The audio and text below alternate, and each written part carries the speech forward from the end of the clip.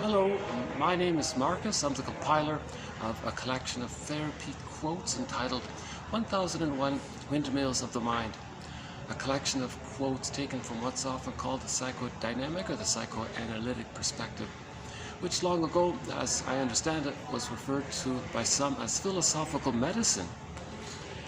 Because ultimately, the goal is to make the unconscious conscious, in particular, memory and feeling back into consciousness, so then we stop repeating. We want to convert repetition compulsion, because that's trauma. Trauma means repetition compulsion, or trauma is going to lead to repetition compulsion. In the fantasy to undo the trauma, replay the past and the present, thinking that the past is still the past or something. Remember, in trauma, it's recorded in the implicit memory system, in the non-reporting brain. That's the timelessness. That's the timeless brain. So as we go through time, the unconscious thinks it's still that time. So it's repeating again and again the scene of the crime with the mother symbolically in the present. So we're dysfunctional, because the deal we made with the mother was a huge compromise to have some kind of tenuous attachment to her, but it's very painful. So we want to get a better attachment to her, a healthy attachment to her. So we want to relive that interaction with the mother symbolically in the present. It doesn't work, because there is time and people in the present aren't the mother. So the boulder rolls down the hill. So repetition compulsion, the image is Sisyphus. So we want to heal the Sisyphus side of us, right? The Sisyphus activity going on in our lives. We want to heal that. We heal it by the mourning process, yes, and a big part of it is the theory is that we want to recognize that, as Russell says, we're repeating because we don't have memory, we don't have feelings, and we're in search for them. When we find them, we stop repeating, right? So why does the child lose their feelings? Well, the basic idea is if the mother's misattuned, malattuned, doesn't meet the baby's needs, doesn't see the mother's not available, whatever's going on, whenever there's some kind of misattunement or malattunement even, baby feels immense shame, immense pain. He can't keep his feelings. I feel, therefore I am. Okay, and that's frozen there. So he has a fixation at a point in his early development where he didn't get the maternal holding environment, the safety he needs to hold on to his feelings, to keep his identity, and to go through the developmental path.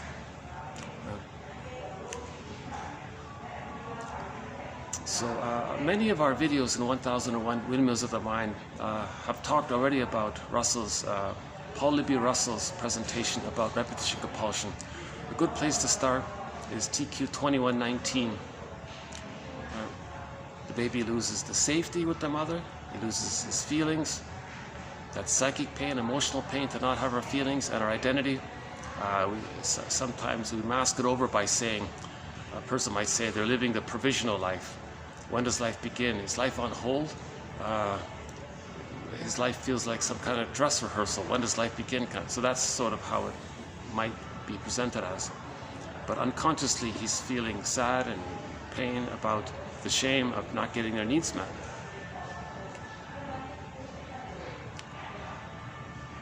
So this is the stretch to consider this, that if the baby's traumatized, is he frozen? Is there some kind of schema created, some kind of template, some kind of stencil, some kind of working model in the brain that the child deeply embeds in his brain because of the immense emotionality and the immense pain? He's going to condition something. So he creates a... actually, we have a very good quote. Maybe I can dig it up here. We recently did a very good summary quote about it here. Hold on a second. Let's see if I can dig it up here. There's a very quick abbreviated way of saying what I'm trying to say right now. Is let's see. In a recent video.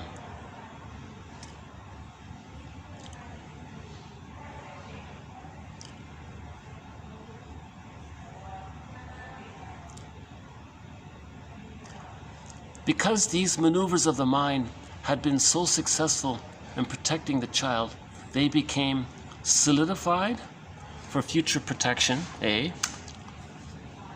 B, no longer adaptive. C, now creating problems. So that was back at TQ 20, no, I think I got the numbers wrong there. In a recent video, so because the baby creates some kind of model in his mind of how to manage the pain, the splitting mechanism, right?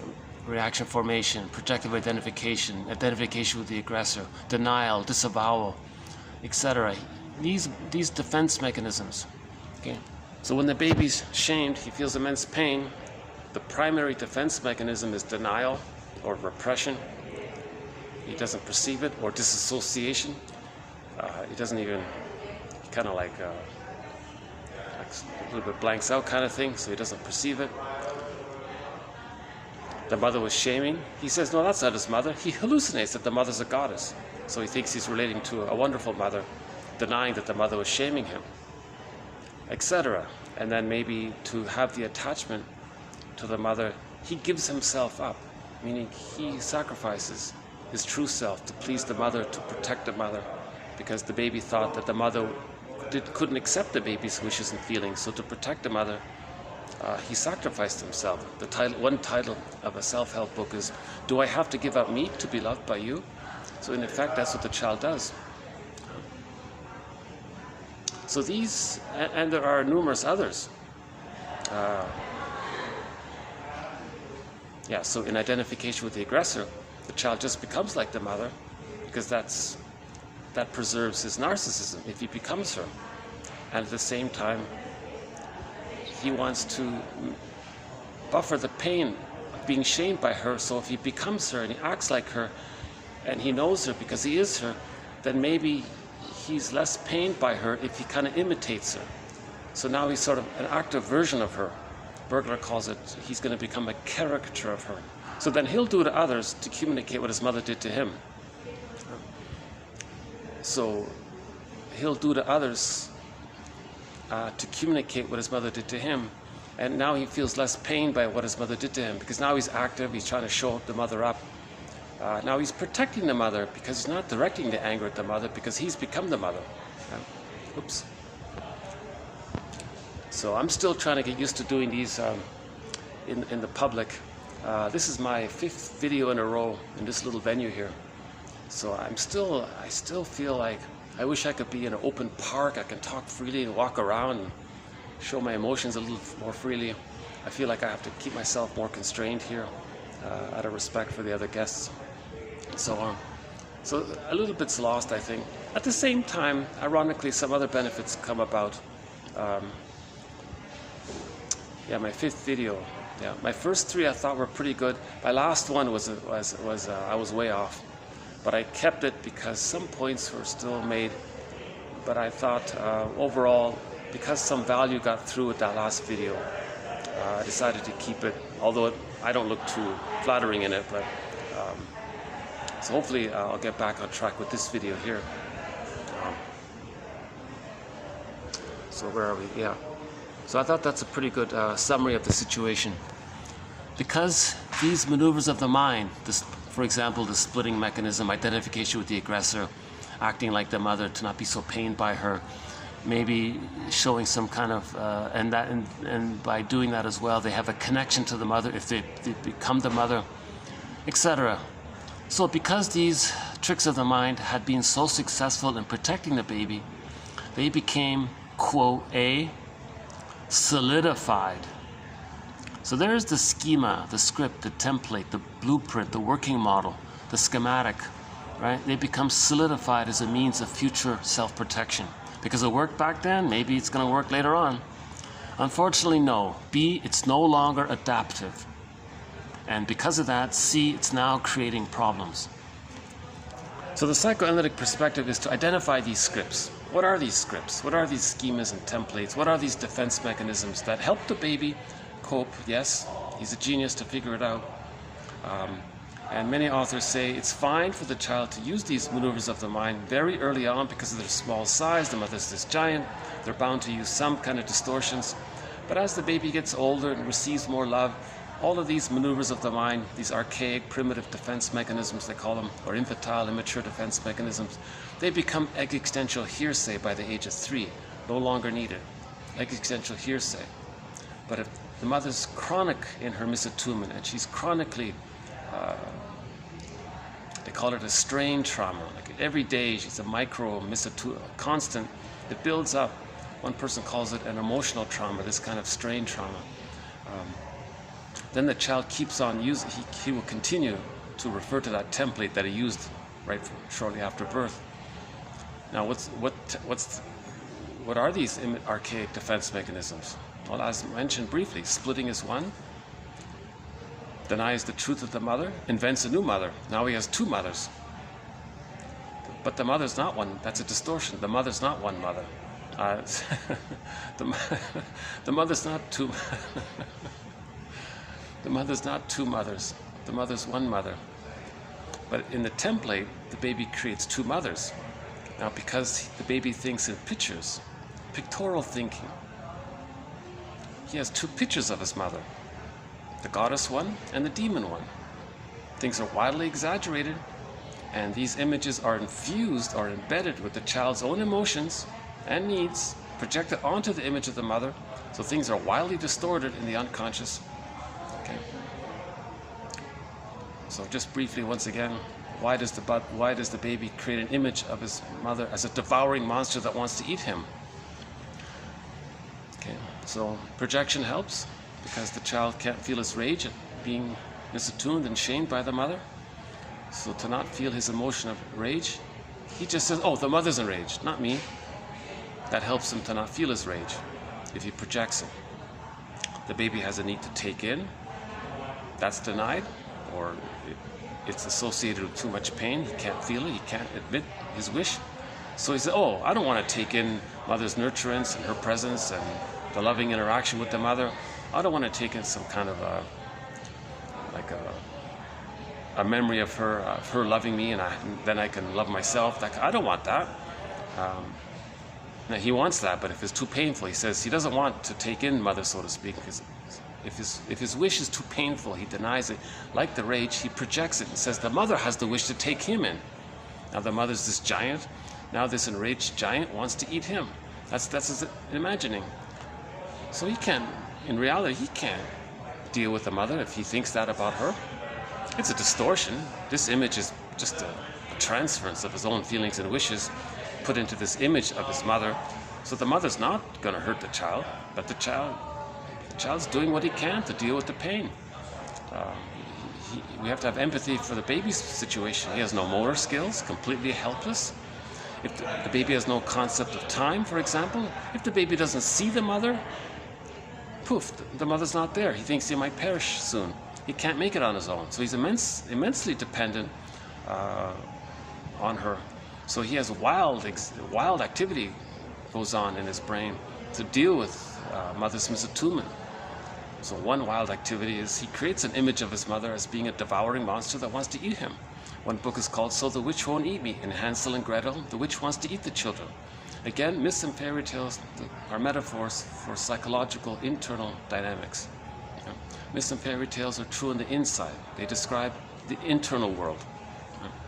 They're like dreams. They're from the inside. So the child is sort of in that dream world, really, in that sense, right? In terms of what he's recording in his memory. And the more repression there is, the more shame there is, the more it gets put into this unconscious, sometimes called the non-reporting brain. So our brain reports to us, and that's great. That's our consciousness. And our brain would like to send more information to us, but when it can't, because it knows we can't handle it, then it's stuck there. That's called the unconscious, or the non-reporting brain. So the non-reporting brain is sometimes called the unconscious. Now, when there's too much in the non-reporting brain, now our unconscious, the image there is that all of our disowned traits, if we were to bundle them up, that's the motif of the double. So aspects of ourselves that we don't know about, if we were to create a metaphysical imagining and create a person around comprising our disowned traits. That's our double self. So in the story, The Student of Prague, the guy met this one guy. It was a metaphysical story, a sci-fi, science fiction story. This other guy was him. He didn't know it. When he argued with him, he was hurt. And the moral was he never got to know himself. So on the tombstone it said, here lies a guy who fought with himself and didn't succeed. So it was a lesson for the viewer to recognize that we have disowned traits. So we've been using Robert Bly's metaphor for the unconscious all along. So Robert Bly says by the age of 5, so much of who we are gets put into this bag. It's behind us, we don't see it. So that's like the shadow, right? So we don't see it. And we drag this, like the shadows behind us, we drag this shadow bag behind us. Now what do we put into this bag? Well, our feelings are there, our golden ball, our aliveness of feelings, our vitality of our feelings gets put into the bag. That means our true self and the true self potentialities gets put into the bag. If the child doesn't, with arrested development, and if he's fixated, that gets put into the bag. The whole pathway to a psychological birth and having access to the real self and the real self capacities, that gets put into the bag. The ability to mourn losses, that gets put into the bag. If a person in life never mourns losses, and they don't have the ability to mourn losses because that ability is in the bag, that can lead to complicated grief, aggravated grief, prolonged grief, pathological nostalgia, and so on. Pathological mourning. That can have a snowballing effect because you're going through life denying the loss. Something might remind you of the loss, then you got to deny it again. So it kind of cycles, so snowballing effect. That can lead to emotional fatigue, burnout, soul loss, nervous breakdown even, they said. And it can trigger the onset of the original childhood strain trauma, or the relational trauma, the developmental trauma, the interpersonal trauma with the mother. Now the loss of midlife can trigger the onset of the PTSD from the original developmental trauma. Now the person can have PTSD, they become a curmudgeon late in life because they never could mourn losses. So the ability to mourn losses gets put into the bag because the psychological equipment needed to be able to mourn losses is, of course, you got to have access to the feelings. But to have access to the feelings, we have to differentiate from the mother. We need to be loved by the mother, feel safe enough to differentiate from ourselves, then automatically we have our feelings, we can mourn losses. So in development, the child is one with the mother. When they're loved, he differentiates. So differentiation is the psychic structure needed to be able to mourn losses, because with differentiation, they know themselves, they have their feelings, and they have access to the capacities of the real self, knowing your interests, having a wide range of feelings, needed feelings, appropriate feelings, aliveness of affect, so the person can mourn losses because they have their feelings. They can feel joy as well. They can feel pleasure in their interests because they know their interests and they don't feel guilty about it. They can make I statements, share vulnerability with their partner. That leads to intimacy, mutual intimacy, and the marriage becomes like fine wine because it becomes safer and closer, and they share, and creativity and spontaneity, play, and all of the treasures of the real self are available to the person when there's differentiation. So with trauma prevents differentiation. Early on, trauma prevents differentiation. If the baby doesn't enter into the maternal holding environment, he spends the rest of his life angry, trying to force someone else to be the breast mother. That's the bully pattern. It doesn't work. If the baby enters into the union with the mother, but he can't exit it, that's the narcissistic pattern. He has his mother and he becomes his mother, so he doesn't worry too much about safety, but he's just very angry all the time. Okay, so the bully pattern and the narcissistic pattern and other personality patterns, so we've discussed them in recent videos. I won't do it here again. So the basic idea is that personality patterns spring forth according to where the fixation takes place along from birth to 3. Okay? Between birth and say 5 months, if the child doesn't enter into the egg or he's prematurely ejected, the bully Iago pattern, just envy, bully pattern, sort of the extroverted version of the Iago pattern. The lower functioning BPD pattern, they say, is in there, according to Grotstein. And there are a few other patterns. So that's between birth and 5. Huh? If the child does enter into the egg, but he can't exit between 5 months and 18 months, he's supposed to exit it gradually, and he can't. That's the narcissistic pattern. And the narcissistic pattern can take various forms. So in those two basic patterns, when there's fixation before 18 months, the main emotions are hate, greed, envy, grenvy, spite, vindictiveness, schadenfreude. Now, because they can't mourn losses, that's underlying melancholia. Again, the fusion's still there. The concept of the self and the concept of the other, it's still blurred there. So later on at midlife, to acknowledge a loss, to admit a loss, to say that was a loss, they look at the template, the other's them. That means to admit there's a loss, they look at the template, it would feel like that. Since the other's them, it would feel like that they're losing themselves, so they can't do it. Now all of the emotions toward the loss of the other is directed at themselves now. So there's this kind of melancholia thing. Now that's pain, so it's masked over by the manic defense. So it's going to be either cynicism, power and control, the bully patterns, power and control. So there's more negative personalities. Now all of that's masked over by rationalizations, seeking secondary gains by it to reinforce the rationalizations that are stuck there. And then they take pride in the secondary gain they get. That entrenches the patterns. So remember the baby. So two things with the baby. Number one is infantile megalomania. So that's preserved. I mean, they're stuck there, taking refuge in that. So persons with those personality patterns, the bully, the narcissistic, Iago, etc., they're always chasing the image of themselves as being little gods. Babies in the womb were little gods. Oh, I can go back to my regular seat there. I guess I'm doing okay here, right? There's my regular spot over there. For the past 4 days, I was over there.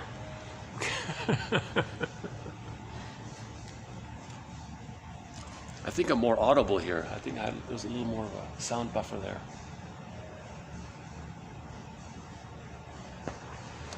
Yeah, I feel like I can speak a little more loudly when I'm over there. So why don't we move over there? Hold on. Fast forward about 15 seconds. Hold on a sec.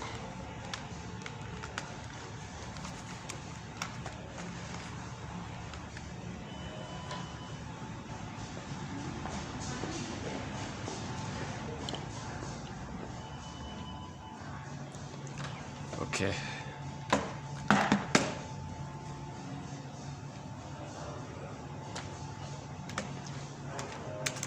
Okay, so I'm locked out here. Hold on a sec.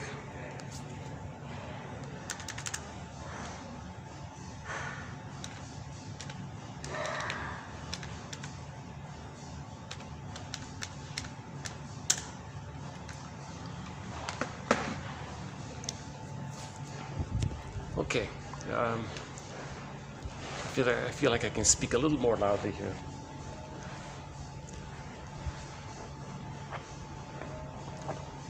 So, two things about those personality patterns that spring forth when there's fixation prior to 18 months. In both cases, the bully pattern or the introverted Iago version of the bully pattern, or the latter one, the narcissistic pattern, they're taking refuge in the image of themselves that they had when they were little gods. All babies think everything's about them, everything is there to serve them. Sound familiar? All right. And it's called part-object relating. The placenta just does everything for the baby. So the baby's relating to the placenta. That's like a part of the mother. After birth, the first object, one person says, well, it's the nipple. Then the breast. Then the breast mother, but not fully the mother. So that's called part-object relating. And the placenta, nipple, breast mother, they just serve them. And if they're stuck there, they think others are like utilitarian. They're just meant to serve them. So they have a utilitarian attitude towards others because they're still in the baby template of mother needing to serve them. They never got the love to leave the mother. They're still stuck at that place where the mother was just taking care of them. So they always want to receive. If they don't get it, they might be, in the bully pattern, they might be forceful to get it. They might frighten others or shock others or do disturbing things to get a response, to get a reply. So their slogan is, better to be feared and respected than loved. They're not there at the love yet. They just want the response. Right? That's their understanding of love, but it's not love, right? Obviously. To scare people and get a response. For a moment, they got a glimmer of mother responding to them from what they needed. In the bully pattern, they didn't enter into the maternal holding environment. That's why they're so aggressive and angry and all that. Well, hold on a second. Let me get this straightened out here.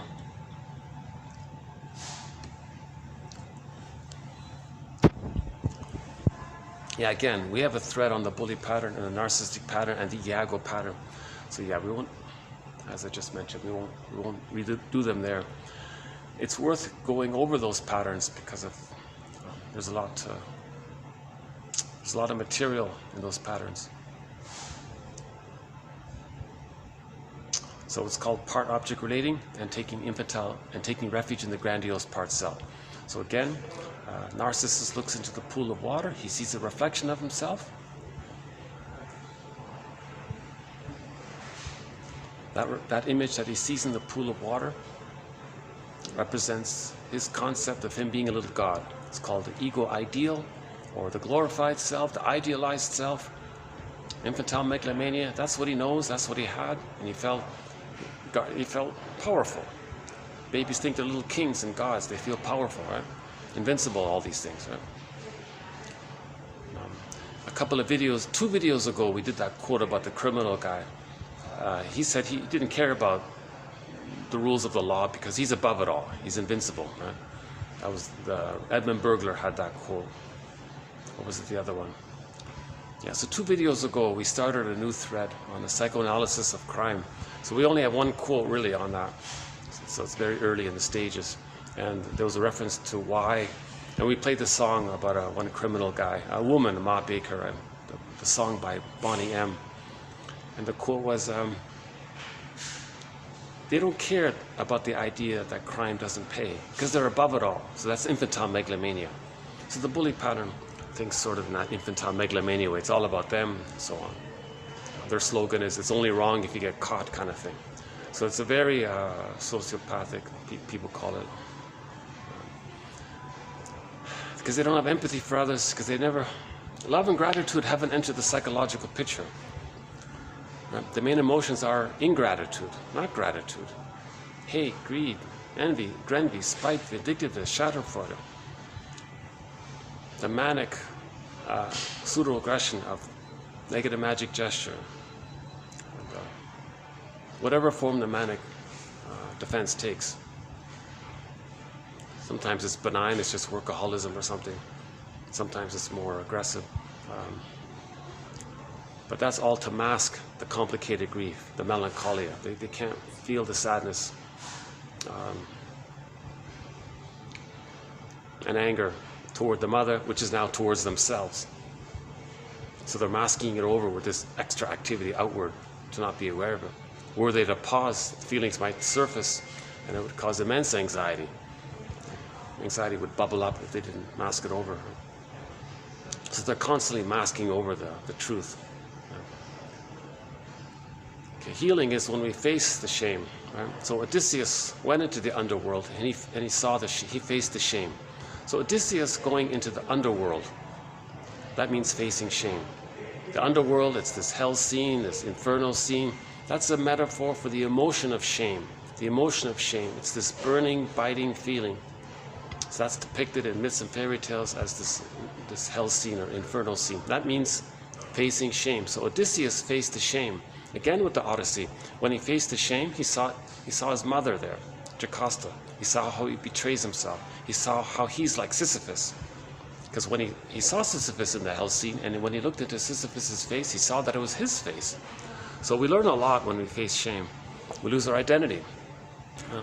So Ithaca stands for our soul castle, our inner identity, the connection to ourselves. So Robert Bly says, we all live in a psychic house called the soul castle. Now in the Odyssey, his soul castle was Ithaca, far, far away. And he was trying to find home. That was his home, meaning his inner home. Inner home. The Odyssey is not some external story. It's a metaphor for the internal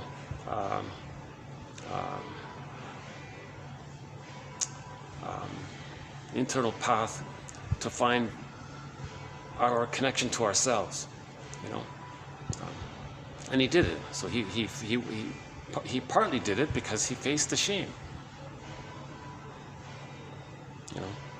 But in the machismo and the bravado and the manic defenses, they don't face the shame. They need help for that, right? They need to voluntarily recognize that they want to face how they were shamed by the mother. So they got to forgive the mother. That's the working through of the grieving process. The truth will upset you free. We have to recognize that the mother couldn't do it for whatever reason. It wasn't her fault. She would have if she could have. But we're still going to be angry about it. But we have to understand various factors to help us forgive the mother. Got a guest right here in front of me. Okay, let me just what I might do is I might move. I might move to the rooftop to see how's the timing here. You know, with a little luck, the rooftop might not be too busy. So hold on a sec. Fast forward this for about 2 or 3 minutes. Hold on a sec.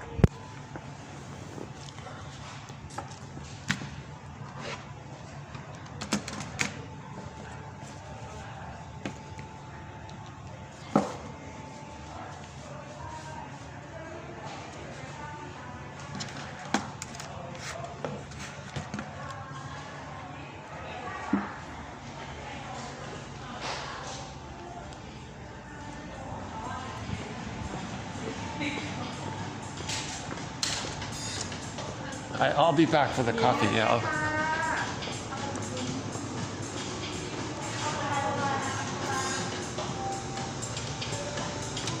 Well, I guess I can sort of keep talking to wait for the elevator here. Yeah, I kind of find it odd when someone just sits right in front of me and stares at me kind of thing. But people are curious, maybe. People want to connect unconsciously, maybe sometimes not realizing it might be a little inappropriate or something. Well, this will take a minute with the elevator here. So, where are we here? Maybe what I can do is just read the first quote here. Hold on a second. So, let me just read the first quote here. The client is prepared to make an enormous effort in repeating in the transference the painful but difficult experiences from his past. It is the force of the desire and the stubborn hope of arriving somehow at a solution that leads to the repetition of the need. So repetition, compulsion, the explanatory principle of the transference. The client repeats because he is subject to his history, his emotionally deprived past. Okay, so we repeat because we are subject to our emotionally deprived past. Well, the elevators are really slow today, huh? Maybe I should just share with these folks and then... No, I'll take the next one, that's okay. Next one's coming up. Okay, hold on a second.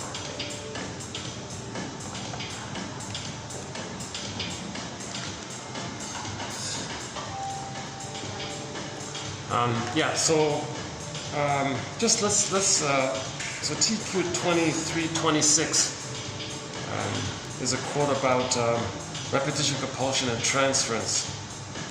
So we'll talk about that in a minute. Sorry about the distraction here, but I have to say overall, for the past 5 videos, it's been relatively good. This is the peak season in this busy town here, so. And that's annoying. The guy's actually literally staring at me the whole time, even as I talk to the camera right now. So hopefully we'll get into the elevator here. Yeah, yeah, maybe there's a kind of a feeling of power, you know. He got a response from me, I moved. Oh, he's powerful, he got a response. So maybe he has an underlying bully pattern, wants a response, wants a reaction.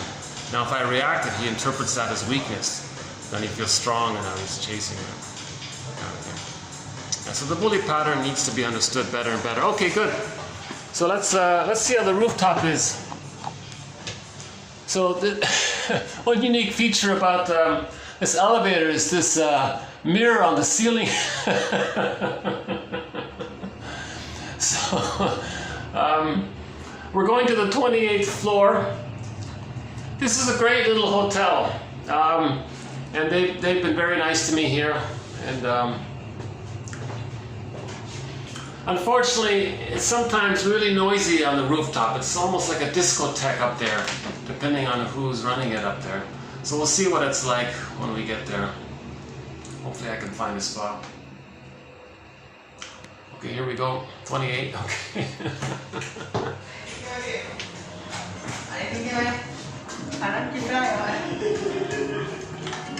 Oh, Halloween. Yeah, it's pretty loud. Let's see. Hold on. I don't want to get anybody in the camera. Oh, to my surprise. Oh, to my surprise.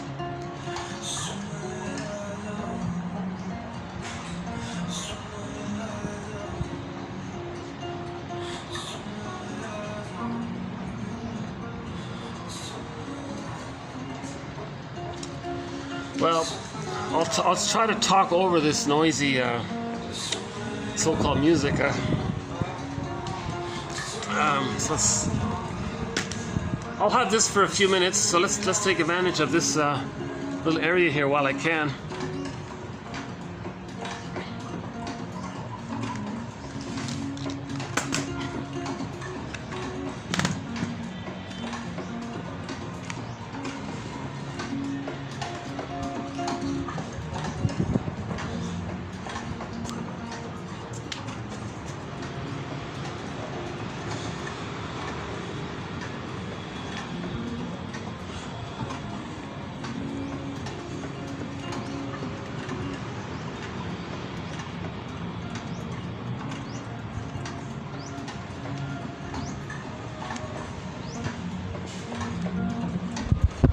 I can't believe it. This place is usually packed with people. What? Very hard to predict. What is it? 4 o'clock here. Yeah. Okay, let's maybe I can try to finish this. We haven't even started yet.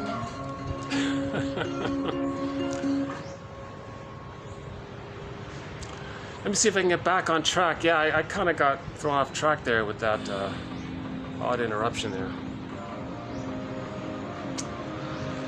I keep all of my mistakes and blunders in my videos because I want to keep moving forward. I want to post the quotes. All of the quotes are posted below. If you click the see more link or the more link, the quotes are posted below. My commentary is sort of a supplemental discussion on it, and I know it needs a lot of work. I bumble and stumble as I speak, and that's part of my journey to see if I can smooth it out and present this material in a calm, confident way. That's my kind of therapy goal, self-therapy goal for myself, to get to that place where I can present it and it would be appealing for people to take an interest in it. To the best of my knowledge, I'm the only person really discussing the psychoanalytic perspective in public. It's filled with jargon, but I've kept it to a minimum. Okay, so transference. So why don't we just begin here? So what I was talking about up until this point was a portion of the psychoanalytic perspective, where we want to convert repetition compulsion into memory, into feeling and memory. If we can feel and remember, we get our feelings back, we get our ithaca back, we're connected to ourselves, then we can make new choices, and we're not compelled by the compulsion to try to travel back in a time machine in our fantasy, undo the past, change the past. Now, what happened in the past? We created a schema or a script that said that we have to sacrifice ourselves to protect the mother for the attachment, and then we go on doing it. We're still doing it. So one abbreviation is dysfunction equals protecting mother. Why are we still protecting the mother? What are we doing here? Okay.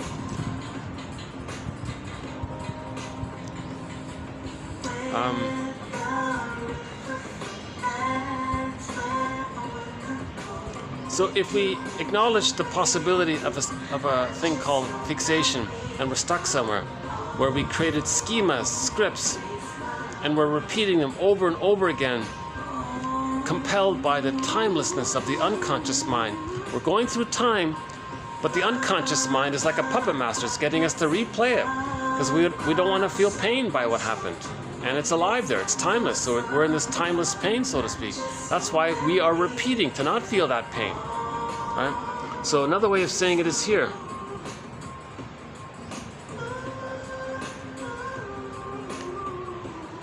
Okay, so TQ 2326.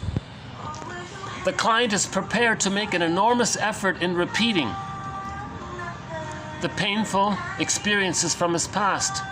It is the force of the desire and the stubborn hope of arriving somehow at a solution that leads to the repetition of the need. The repetition of the need, depending on where the fixation took place. If the fixation took place very early on, they want the safety. They want the safe attachment. They want a good breast and have it there to resume development. But no lackey can do it. No lackey can play a person's good breast mother. So it's not going to work. So the boulder rolls down the hill. But they're repeating. It's a stubborn, what do you say here? A stubborn desire to get what they needed. So they want to force someone, frighten someone, shock them, like a trauma bond. But the lackey can't do it. The yes man or whatever, they can't do it. But the person with the bully pattern is compelled to get someone to be at their beck and call, to respond to them, do what they want. Now the person with the bully pattern is going to hate the lackey, because to get beyond hate, they need the love to differentiate. But the lackey can't be the breast mother. You see? So there's the irony there, or the tragedy, I guess. So a person with the bully pattern has to, needs to self-awareness about it. And that would help them to understand the process, I imagine. Then they see the therapist. The therapist provides interpretations, and that interaction provides the safety they need to mourn. The therapist doesn't play the role of breast mother, but there's a metabolizing of the pain through the interpretations by the therapist. Right? So the interpretations and bringing material to consciousness, that's metabolizing the pain of not getting the breast mother. Now we can mourn and know ourselves that way. So we can know ourselves on our own with the help or whatever if we didn't get it naturally with a secure attachment style. So man's main task is to give psychological birth to himself if he didn't get it naturally with a secure attachment style by the age of 3. So the trauma is an insecure attachment style. Yes, the baby somehow relates to his mother in a very tenuous, precarious way. It's called an insecure attachment style, reactive, disassociative, highly anxious, or avoidant. They just detach, schizoidal, but there's still some kind of connection there. Now in the crime one, they don't really feel it. It's delayed onset. The baby has rage at what happened, so the crime is an expression to get a response from the mother, because the baby couldn't even get the baby was shamed. He wanted to complain. The mother didn't care.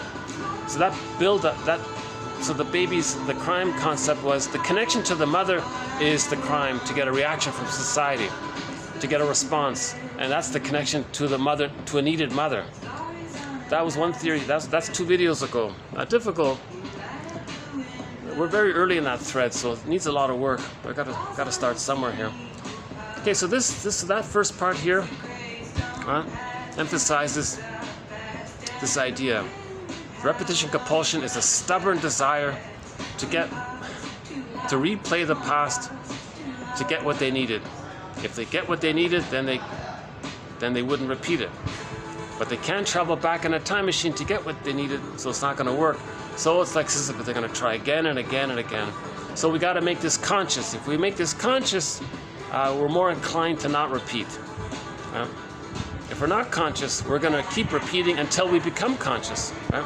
Repetition. Okay, this compulsion is what's going on with transference. Okay, so the client repeats because they are subject to their history, their emotionally deprived past. So transference means the person is going to see the parent onto the therapist because they had an emotionally deprived past. So they're transferring the need for the good parent onto the therapist. Or if the trauma was so severe, they don't even bother with that.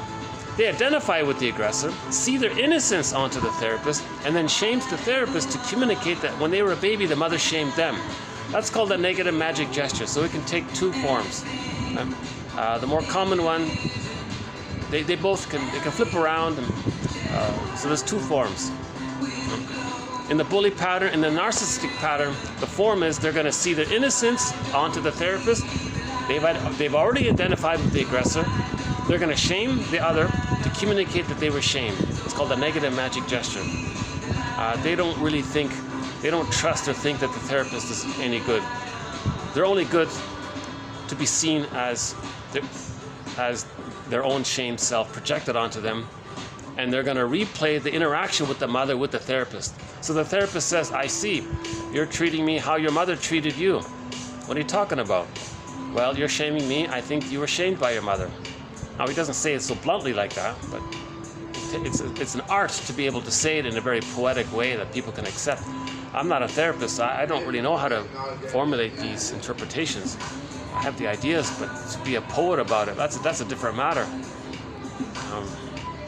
You need like a PhD in literature. You need to be like really a PhD in languages. You need to be really skilled in languages and literature, poetry, to be able to provide an interpretation that's not so blunt like that I might make. Right? So I couldn't be a therapist saying things so bluntly like that. But one therapist did say, you're showing me what your childhood was like. Because he's replaying the interaction with the mother with the therapist. The therapist said, you're showing me what your childhood was like. That was kind of blunt, but it worked. The client was helped by it.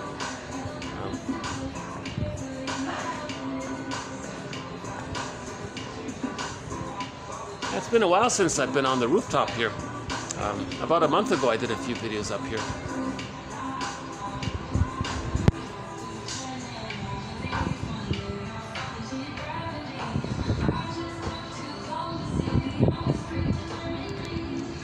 Okay, so this is the little message here in this quote here. Repetition and transference. Transference is a repetition. So we transfer because the underlying mechanism is the repetition compulsion. So repetition compulsion is we're going to replay the scene of the crime with the mother. In order to do that, we're going to transfer either ourselves seen onto others or the mother seen onto others and replay somehow, in some form, in some way. We're going to replay the childhood interaction with the mother in the present with other people in the present. So we assign roles to people in the present. That's called parataxic distortion. We're going to distort the reality of the person to fit the unconscious script. So there's a failure in reality testing because they're so compelled to see the person in some way in relation to the childhood, because they're trying to rework the childhood, redo the childhood, magically thinking they can undo it. It can't be done. Okay. So the more we transfer the past to the present, the more we mistake the present for the past, the more dysfunctional we are. Okay? The more disturbed is our reality principle. You see? So the more we project imagos and images, memories onto the people in the present, the more we're distorting the reality principle. The reality principle is they're people in their own right, living their existence and as who they are, and they have a history and they have a life. They're persons. Right? Oh yeah, we're going to play a song at the end to emphasize this idea that we're all persons. Long overdue. We're going to play a great song at the very end. So stay tuned to the very end for a good song by Willie Dunn, a very respected, endeared elder of the Mi'kmaq people in Turtle Island, sort of northeastern Turtle Island. There was the Mi'kmaq people lived sort of in that area, like Nova Scotia and Maine, that area. Yeah, parts of New Brunswick. And, so we'll play a song by Willie Dunn. Yeah.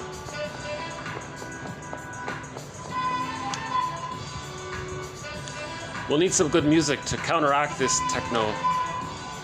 Actually, today's not too bad, right?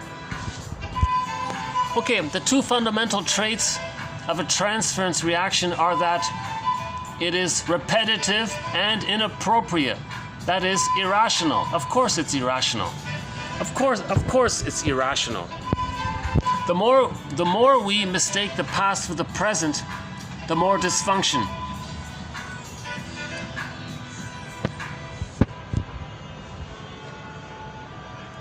Wow, they drenched this place with a really heavy perfume. Oh, I was up here 2 days ago.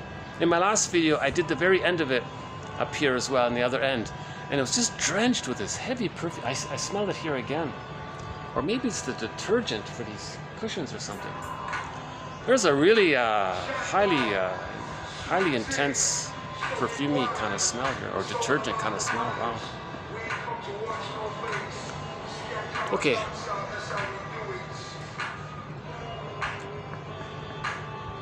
Okay, so the two fundamental traits of transference are it's repetitive and it's inappropriate.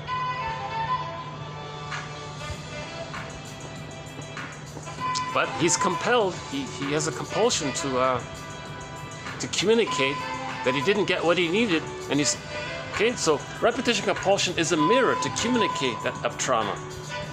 Trauma means they were deprived or they were overwhelmed, needs unmet. Misattuned, malattuned, it's a communication. So repetition, compulsion, and transference are a mirror to communicate that there's trauma. Now the person has a start. Now the person has a reference point. Now they can go somewhere.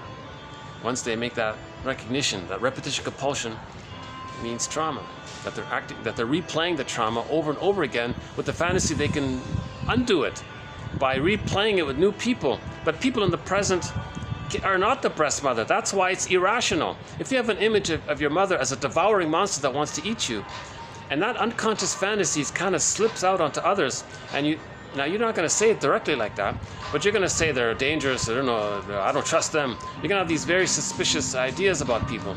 So that's irrational. Or you see your shame self onto others and say, look how they're no good. Look how bad they are. Again, irrational. You might not even know the person, and they're dealing with their own shame to begin with. But the point is, we're projecting our own shame self onto others. We identify with that frightening, rejecting mother image, and we're going to act like her. We're going to become a caricature of her, a cartoon version of her. Then we're going to be very irrational. We're going to shame that innocent other, non-threatening substitute other, distorting reality hugely, because we're compelled to communicate that our mothers shamed us. Hurt people to communicate that they're hurt. So they're going to shame the other to communicate that their mother shamed them. It's as if they're saying to their mother in the mind, look, mother in the mind, I was innocent to you, and you shamed me, and you didn't care. Oh, I'm very angry about that. I got to communicate this somehow. So, watch this, mother in mind. You see this other person over there, this non-threatening substitute other person over there? Well, I'm going to see them. Well, they're safe, right? Well, I was safe to you. See, they're safe. So I'm going to find a safe person. I'm going to see my innocence onto them. Now, watch this, mother in mind. I'm going to shame them, and I'm not going to care about it, because that's what you did. And so we had that quote about the guy in the plunder system. He completely didn't care that there were people in poverty and all this, and he was part of the reason why there's all this poverty. And it's as if to say, look, mother in mind, you made me emotionally impoverished and you didn't care. I helped to create poverty, and I'm not caring. So he's showing the mother up. He's trying to be a caricature of his mother, as if in his fantasy expresses anger at the mother by maybe embarrassing her, to show the world how crude the mother was, how callous the mother was. And at the same time, he's protecting the mother because he's not directly expressing his anger at the mother. He's sort of doing it sideways there. But they both coexist. It's called condensation. He's protecting the mother and he's showing the mother up at the same time. So we'll follow up on condensation later on. Okay, so that's So that's okay. So the first point talked about how stubborn repetition compulsion is, because we got to communicate that we didn't get our needs met, right?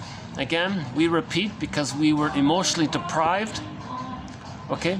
Now transference is because of repetition compulsion. So we're linking the two jargon there, the two jargon terms there.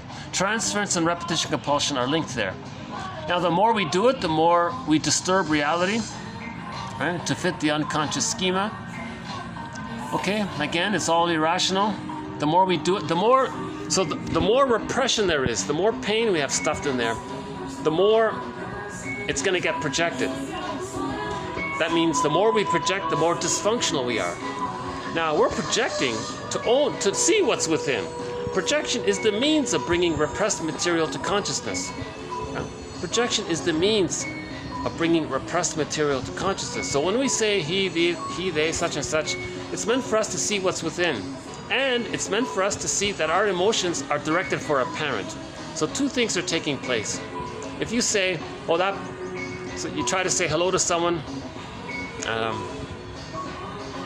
and they slighted you, and you suddenly say, oh, that person's so cold and rejecting. Okay, you got to direct it to the parent. That's a trifle. That's a reality principle. You don't know anything about them. They're just not interested. We're busy, whatever. It's nothing, right?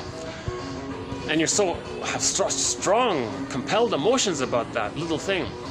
That's for the parent. It was displaced. Now, it was displaced because you're still protecting the parent. The baby, when he sacrifices himself, he protects the parent. Later on, one way to protect a parent is to blame others. So prejudice can come from that, of course. Right?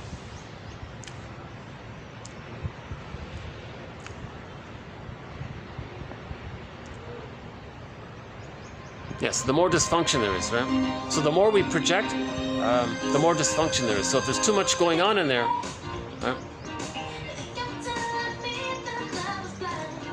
There's too much pain going on in there, there'll be more projections. Prejudice is projection, so there'll be prejudice. Prejudice, like projection, is confession. It's to show you what's within. Projection is the means or the method of bringing unconscious material to our consciousness. So with projection, we can do two things. We can redirect it to the parent, or we can see how it belongs to us. So two things can take place. The superimposition of the past on present is linked to personal desires from the past, which are not conscious for the subject, and that give their conduct an irrational seal. Yeah, I thought that was an interesting phrase, an irrational seal. That sounds like the schema, this little stamp, this stencil, this template. It's an irrational seal, like a stamp, you see? So the superimposition of the past on the present, replaying the past and the present, converting the present into a new edition of the past, okay, is linked to persons and desires from the past which are not conscious for the projector, and that give their conduct, an irrational seal, an irrational stamp. That schema is irrational. It's forgivable for the baby to have that irrational stamp. Goddess and demon, that's not the mother, that's irrational. That's forgivable for the baby. But if we're still using it and then we're operating out of it, now that's an irrational seal onto the present. The emotion does not seem appropriate either in quality or in quantity to the real actual situation. You know, maybe that guy's staring at me, maybe I did have an overreaction to it. Maybe I could just let him stare at me for a while, big deal. But I did feel a little triggered by that. So I thought, so that would be an example of my irrationality. So what, a guy stares at me for a while. I can handle it for a couple of seconds, but if he's just constant like that, and he's facing me, like he positioned his chair like in direct line right at me, and every other there's space all around me. Well, that's a little odd behavior to do such a thing. Maybe it's innocent, maybe it's an accident, or maybe it's just, maybe he'll adjust himself in a minute or so. Maybe it's kind of benign like that. But it did seem to linger. He did seem kind of intent on it. I thought, at what point am I being reasonable and irrational? But maybe, let's say his behavior was just he was just a little slightly annoying, but it wasn't that. It shouldn't bother me too much. Put it that way. So what if someone sits and looks at you for a while? Let's say. So in that case, I would be triggered that something from my past is being evoked, right? So maybe someone had strong demands on me, and wanted too much from me, and I had to pay my attention to them. Sound familiar? Maybe a demanding mother might do that, yeah? Or a demanding teacher might do that. Yeah, there could have been a teacher too. Could have been some so-called playmates or classmates. Others could have done it.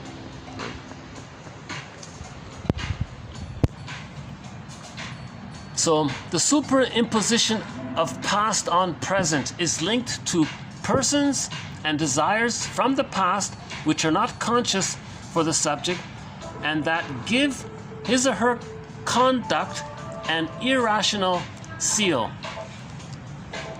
So maybe my jumping up and running up here was a little bit irrational. The guy's staring at me. I got to get away here. I don't like this, right? Maybe I was being a little irrational. Oh, okay, we got some people here. I'll move. That's okay, I'll move. Okay, well, I'm lucky. I'm glad to have this space at least for a little while. I'll be leaving in a few minutes. Yeah. I'll be leaving in a few minutes. They can have. Okay, for once, let me just not feel guilty. I'm always at the other end, the less popular end. For once, I'm in the popular end. Okay. Let's not have irrational guilt. You see, now I'm having irrational seal. I'm having a little guilt, but now I'm correcting myself. They could have sat somewhere, and I would have moved. That's okay. Or maybe they thought they wanted more quiet. Yeah, fair enough. Yeah, I'd rather have a less attractive place and have the peace and quiet, rather than the more attractive place like this one, but be bogged down with somebody yapping on the phone, right?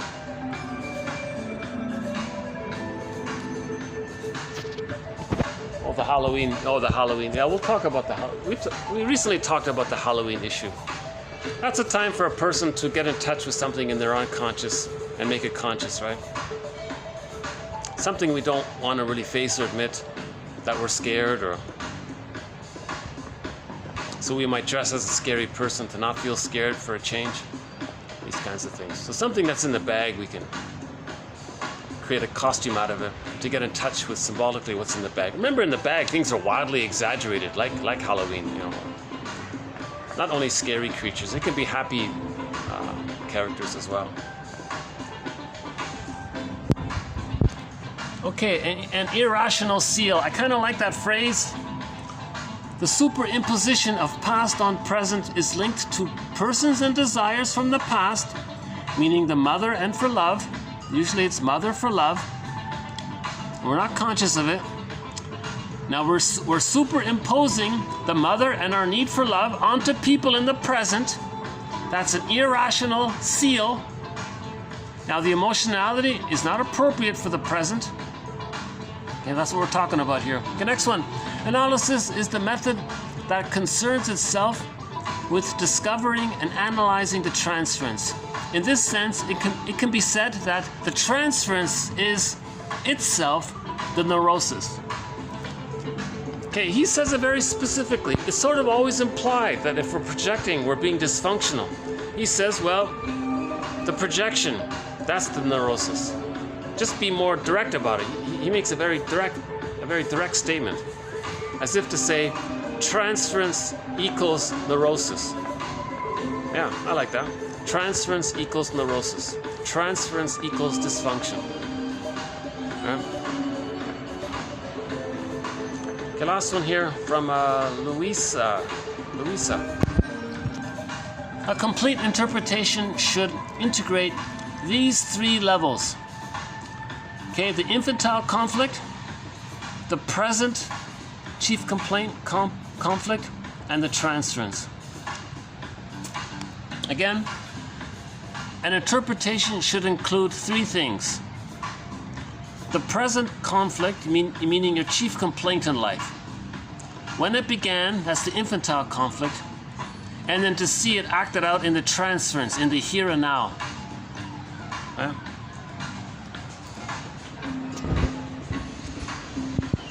Either. Yeah, I'll check in with you in a few minutes, yeah.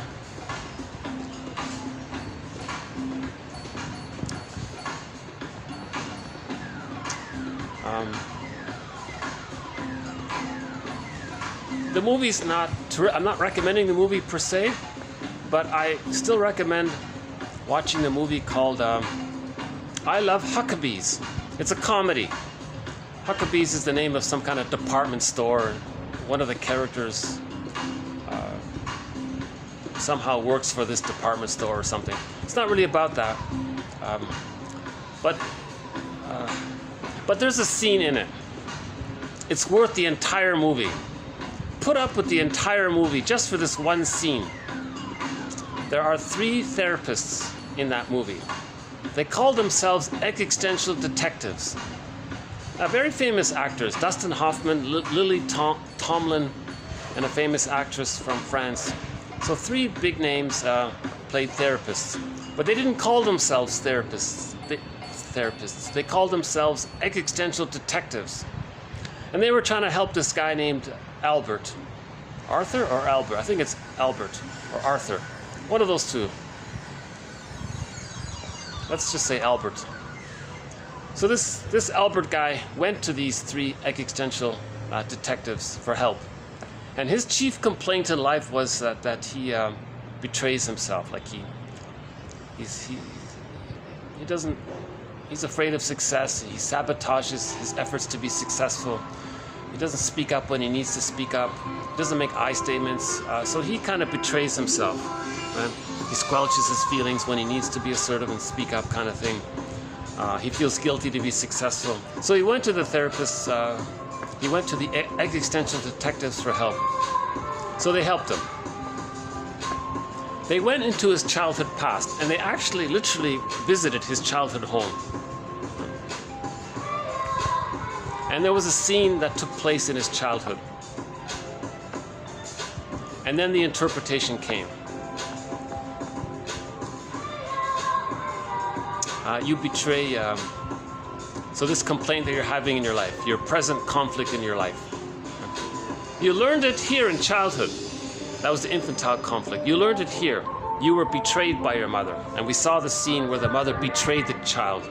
And that's why he betrays himself. The example was, they didn't say that, and that's why you encrypt the truth. That was their way of saying it. So you're unhappy and you learned it here, and that's why you encrypt the truth. You hide from yourself. You avoid the truth. You say things and you don't know what you mean. You encrypt, right?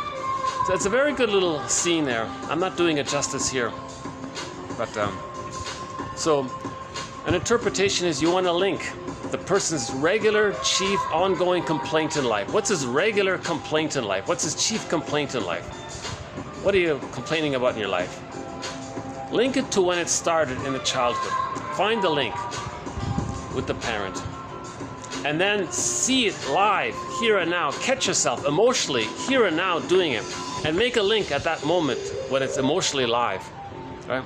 So you want to link the 3 there. That's called an interpretation, or a complete interpretation. Sometimes called a total interpretation.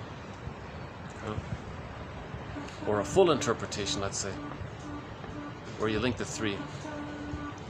Okay, this all came from an article by a follower of a very famous guy who helped to make the Enneagram popular.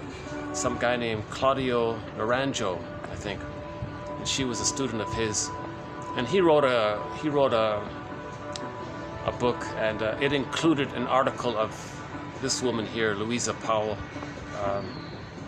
And she said that she studied all kinds of therapy models. But finally, when she studied the Enneagram, click, things fell into place for her.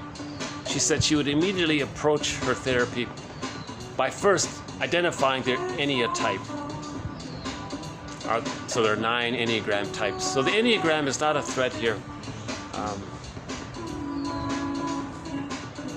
But it is very convenient. The Enneagram is very convenient in terms of a quick way to describe personality patterns. So the 1 is the perfectionist one. But you got the healthy one. So there's a healthy type, meaning that they're good with order in a healthy way, and they're good with organizing in a healthy way, in a reasonable, mature way. So but usually they're talking about the unhealthy one. That's the critical perfectionist one. Then you got the type 2. The healthy is they're generative and they're loving. They're giving. The unhealthy is they're the pleasers. Then the 3. You got the healthy means they can have accomplishments from a genuine interest in the topic. The unhealthy is the ambitious achiever, they don't care about others. They just want success, and they don't care. Like the 3, right? The 4, the healthy 4 is sort of like an authentic poet or something, enlightening everyone with his poetry or something, or with his. Some of the best shrinks are 4s, they say. But the unhealthy 4, they're stuck. They're wallowing in the past. They're insightful, but they're self-defeating. The 5, a healthy 5, they're the scientists serving community, not for some other agenda. The unhealthy 5, that's the schizoid one, the Iago one, right? So they're the more turtle types, right? But you got the healthy turtles and you got the unhealthy turtles. The 6, 7, 8, 9, it goes on and on. So you've got 9 personality types, but it's arranged there. You got the healthy types, the mid types, the unhealthy types.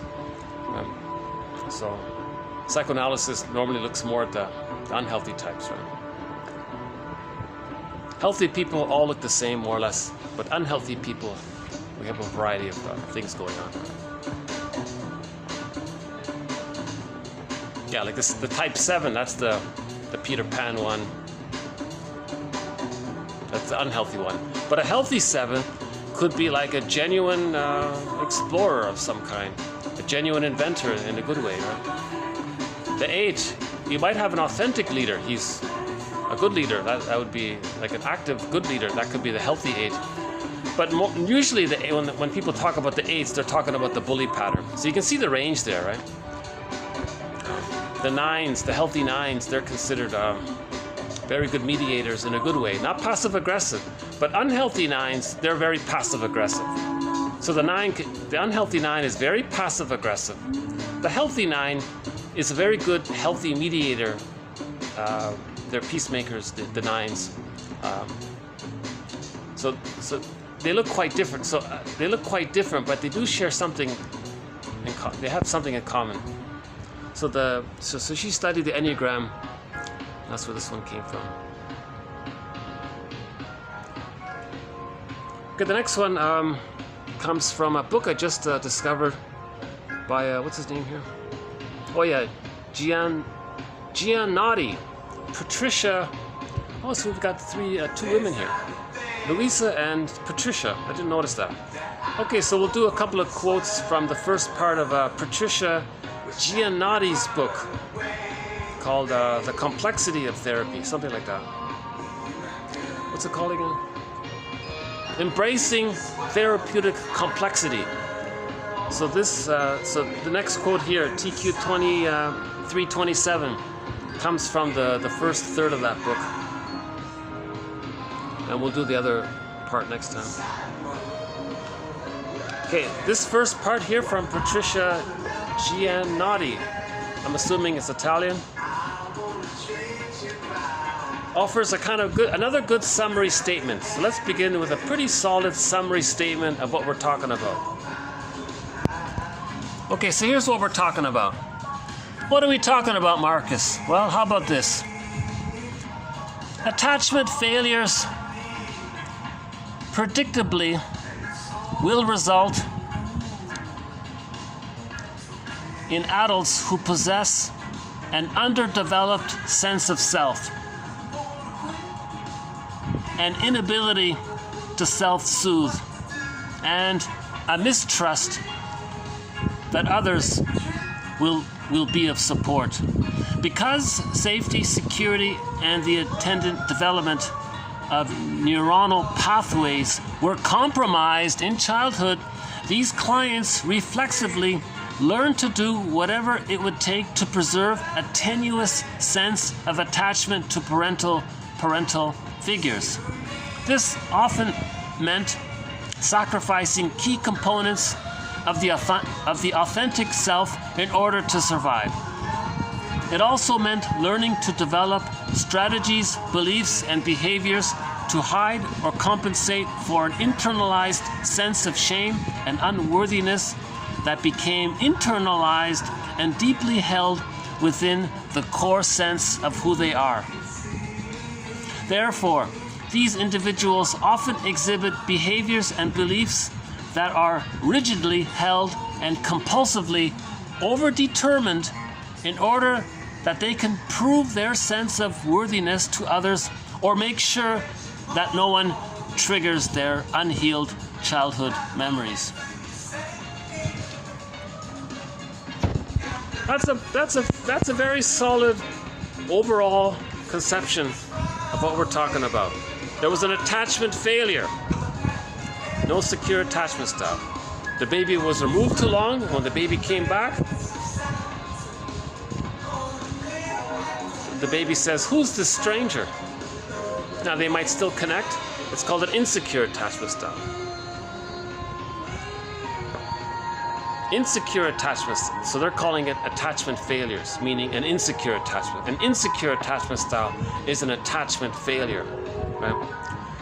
Attachment failures result in adults who possess an underdeveloped sense of self. An underdeveloped sense of self, no kidding. They didn't differentiate to have the I. The child needs to be loved, then he can know himself. If he's never loved, he never knows himself.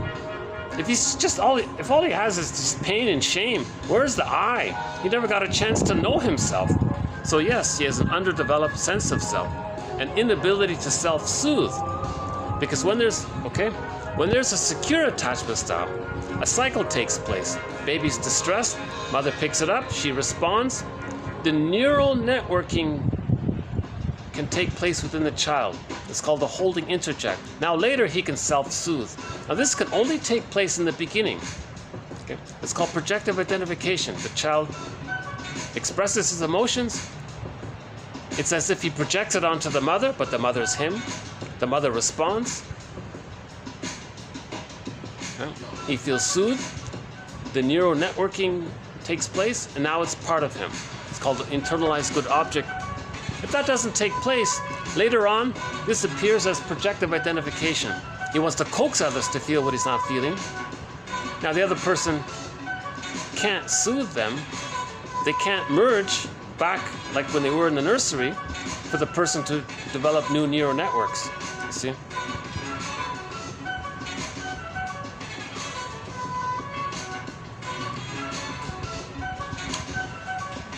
You know, the truth is I haven't yet, I think the waiter's I didn't get a chance to order my coffee today because, hold on a sec, fast forward a couple of minutes. Let's get this coffee issue out of the way here. I think they're, because there was a huge lineup, so I started this video because of the lineup there, but I moved up here, so I think I need to please these waiters here. Hold on a second. Yeah, so we'll talk about Halloween a little bit in a minute there.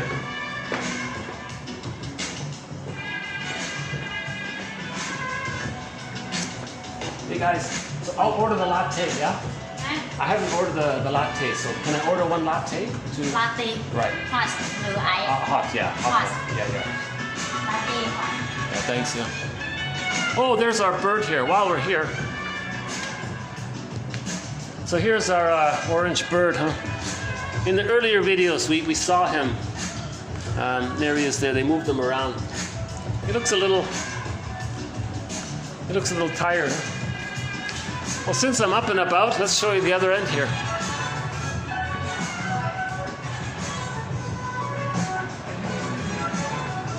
Okay, no, next time. Got some people there. Oh, there's got the Halloween. Oh, yeah, they've got it all decorated. Yeah, so you can see the Halloween costume here. They got a wicked witch character here, right? So like from Wizard of Oz. Is it showing up here? The Wizard of Oz character. So that's the image we make of our mothers, believe it or not. People don't realize this, but that wicked witch image, that's the child's understanding of his mother. The witch is angry? No, the baby's angry. It's projected onto the mother. Yeah? This witch is depriving, wants to hurt the child. Yeah? The child felt hurt. So Halloween is an attempt to get in touch with some of our forgotten feelings.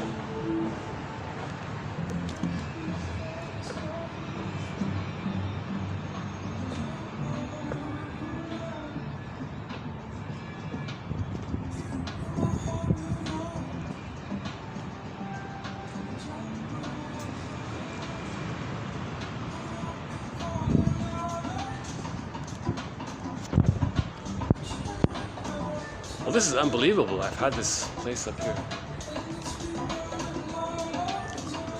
But at night, it's a given, it's packed at night, you know. Okay. How are we doing here? Yeah, the attachment, right? When there's a safe attachment, the child is allowed to differentiate out of the fusion. The baby has a blurred concept in the beginning. The mother and him are blurred in this oneness. Yeah, okay. Yeah, that's great. Maybe we can just leave it here. That's fine. Yeah, why don't we just leave it like this?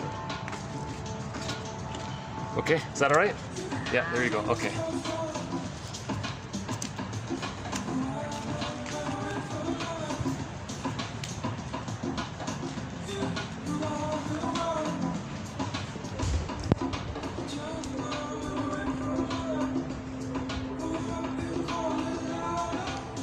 Better if lesson learned, I'll order the coffee before. I'll just wait, yeah, to minimize the interruptions. I already have to deal with lots of interruptions.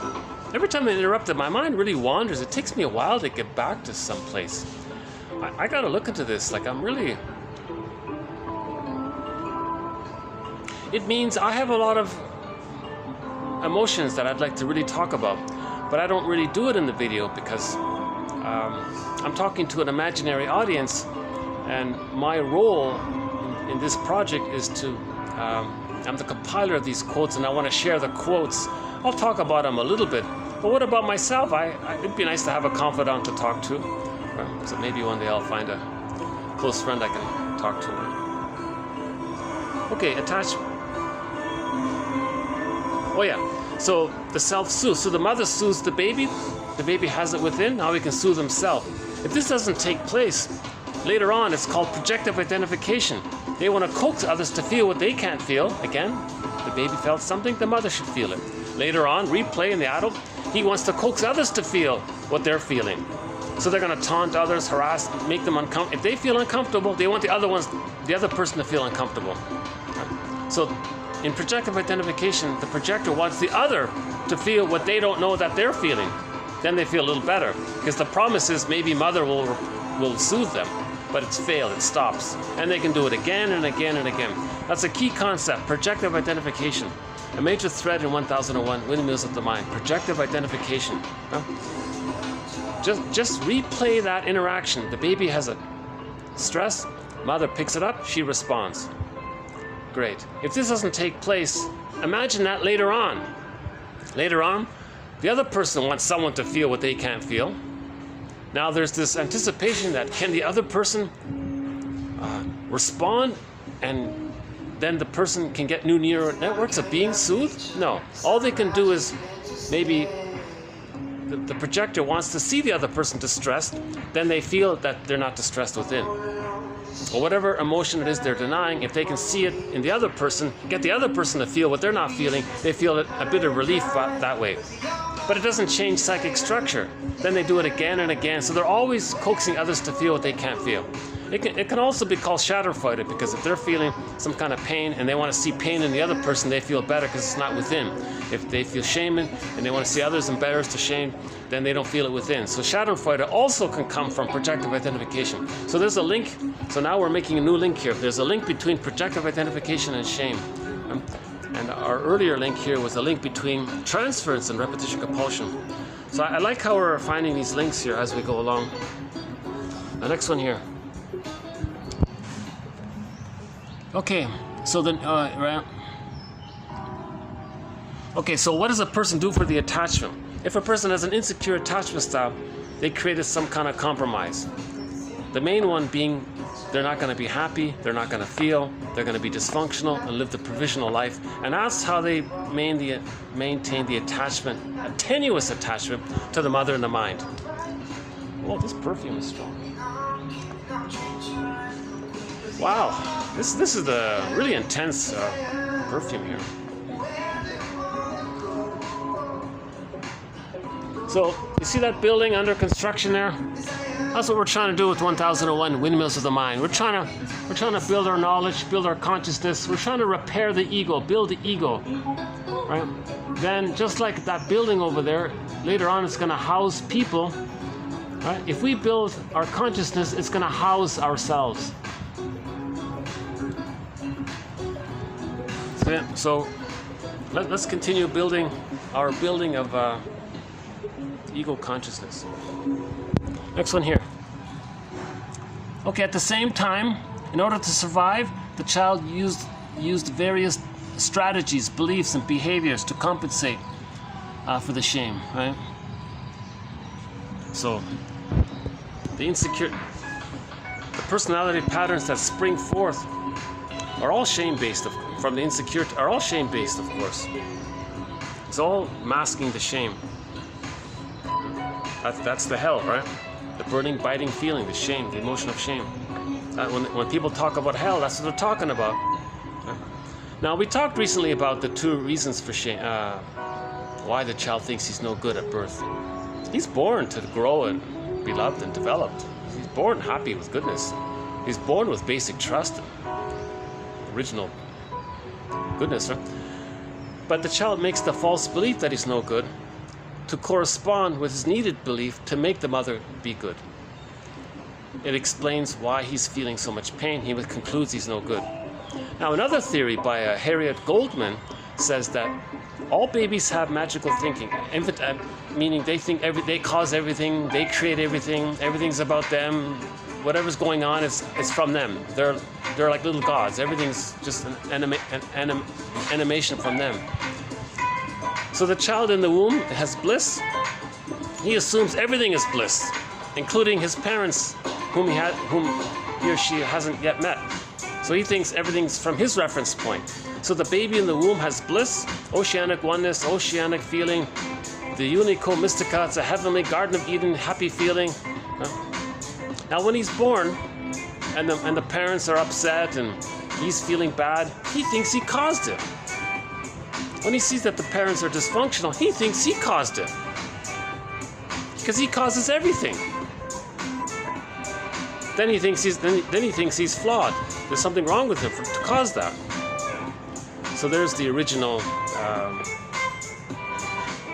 sense of guilt and shame. The baby falsely creates this belief about himself because he starts off with the reference point that he creates everything. So if he's feeling bad, he created it, meaning this, and therefore he thinks there's something flawed with him. Right? So it works two ways. We talked about this in a couple of videos ago.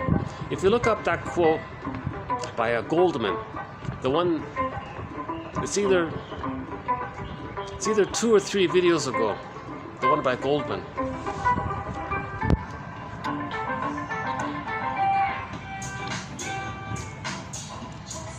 Okay, so to mask the shame, we're gonna be compulsive to constantly not be aware of it. Yeah? So that could be the bravado, the machismo, the perfectionism, being the pleaser or whatever they can take pride in.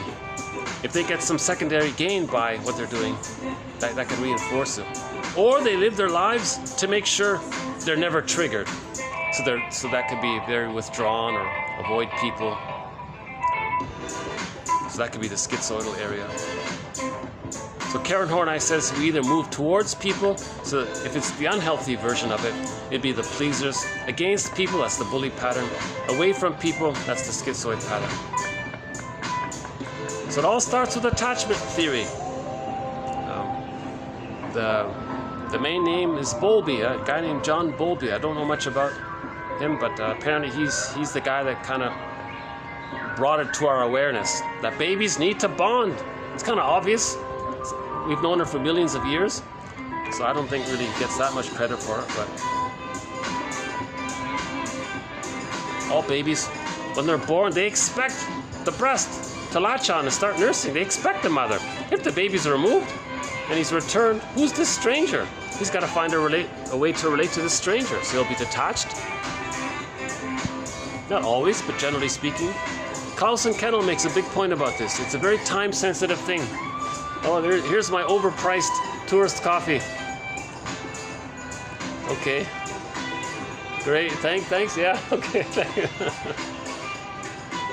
Do you want to see my highly overpriced tourist coffee? There it is there. I'm sure it's delicious and all that, but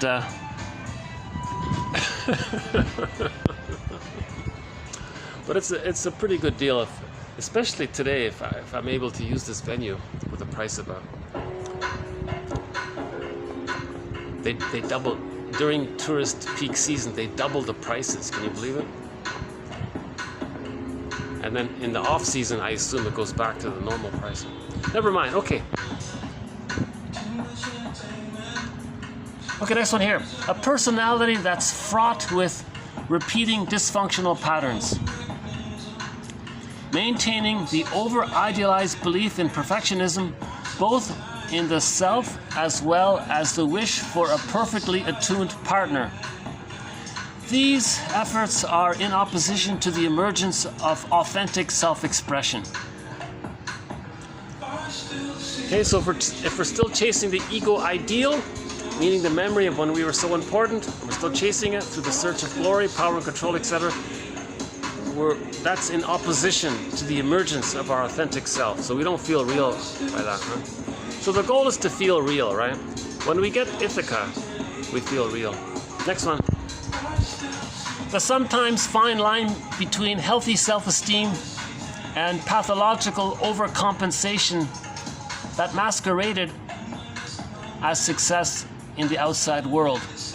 This confusion meant that therapists often misjudged the toll that defensive overcompensations took on their clients over time.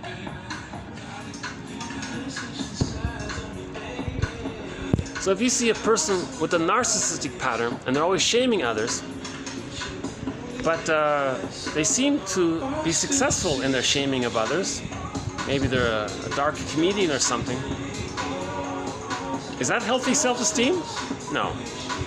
They came up with some pathological overcompensation to mask the shame, and they're getting some kind of secondary gain by it, and they're proud of it. And you look at that and you think, is that healthy self-esteem? No, not at all. They don't have a self. Shaming others means you don't have a self. If you have a self, you're not going to shame others. If you have a self that's I'm okay, you're okay. You have empathy and understanding and curiosity for each other. You have care, curiosity, the search for understanding. That's the self. The person who's always shaming the other, he doesn't have the self. He's shaming others to communicate that he was shamed. He wants to find his self, but to find himself, he first has to communicate that he was shamed. So he shames others to communicate that he was shamed, and he's angry at being shamed because it's painful as well to not know ourselves. When he's shamed, he doesn't know himself. When he's shamed, his golden ball gets, his self goes in the bag. Right? So any kind of character who seems to be successful in their overcompensation, in their narcissistic display, the bully pattern, Iago pattern, they don't have the self. That's not self-esteem. That's some kind of, that's like fueling the narcissistic supply or something. That's not self-esteem. You need a self to have self-esteem, as they say. Next one. Okay, in general, ego capacities reflect the quality of one's internal experience as measured by level of confidence and self-regard, one's emotional experience, and the quality of expression and communication. Okay, so when we say building the ego there, like building the, so they're building the building, we want to build the ego, meaning build our consciousness. As we build our consciousness, some of the capacities of the ego are, we can regulate our own emotions, or if we need help, we can ask for help. We're not embarrassed about it. We can accept help. We have the capacity for some self-reflection. We have the capacity to assimilate new learning. If we learn something, we can assimilate it and we're better off for it. We have the curiosity and creativity is there. So that's some of the capacities of the ego. Yeah. Ego capacities reflect the quality of one's internal experience as measured by level of confidence and self-regard, not arrogance. Okay, huge difference between arrogance and genuine self-esteem, obviously. If there's self-regard, there's going to be regard for others. If there's arrogance, there's no regard for others. So arrogance is not self-esteem. Self-esteem means there's self-regard. That means you have regard for self and others. If it's not mutual, if it's mutual, that's self-esteem. If it's not mutual, it's not self-esteem. So I briefly included one example of this. So according to one famous book, capacities of the real self include self-regulation, you can concentrate, you can learn, intimacy and mutuality in relationships. Okay? So you can make I statements. So one capacity of the ego is that you can make I statements. You feel triggered, you share what happened when you were a child. If you feel triggered, that means something from childhood is coming up. When you were a child, you had a need, name those needs. If those needs didn't get met, you had certain feelings, name those feelings, and share all of that to your partner. That's intimacy. You're making I statements. Because if you're doing that, you're making it about yourself. You're not accusing the other. You did this and you did that. No. When this trifle happened, it reminded me of the past, and I'm sharing it with you. Right? Okay, you can integrate. You can own your projections. You have a sense of differentiation. Okay, so you are your own person. Okay, empathy's there, etc. Okay, next one here. Transference, a live here and now enactment of important material, not yet in awareness, but edging closer to it. So here's the idea about projection. If you're projecting something, you're close to knowing it about yourself. Like that guy who stared at me, if I felt uncomfortable and I had some judgments about him, maybe that's helping me to get close to something knowing about myself. Do I ever stare at people? Have I ever done that?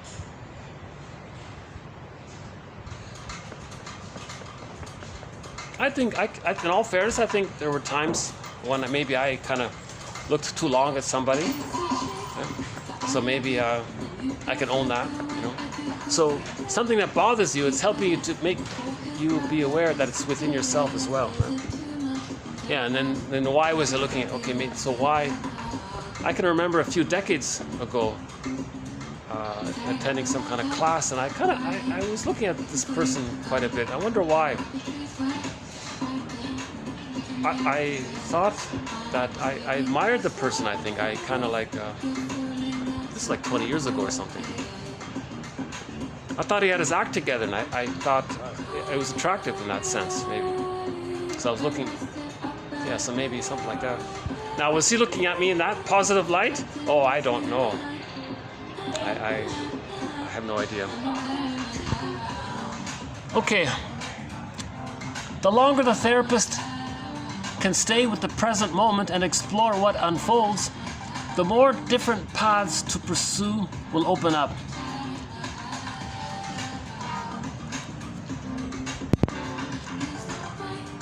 So this is very common, right? If the person's feeling something, stay with it. Something more will come up. If you're talking about something and an emotion comes up, don't just suddenly change the topic. Stay with it for a while. Pause, stay with the feeling, and more material will come up. So when we free associate, talk freely, say what comes to mind, important material comes up. In the process, feelings come up. That's important material. That helps to bring up more important material. So a very good prompt for this is called the 5 words. When you're dealing with something, preface it with, what's the hardest thing about? And then you fill in the blank. So right now, this extremely annoying perfume. So what's the hardest thing about dealing with this perfume? Well, for a period of time I don't notice it, and then when I relax a bit and breathe more, it really distracts me. I see, so you're distracted by it. That's not a good example. Yeah, I'm not going to really come up with an example at this moment. You know what's funny? I do notice it. The perfume does make me anxious. I'm not fully allergic to perfume, but I'm very uncomfortable with almost all perfumes. If someone's wearing perfume, I tend to just walk around them or something.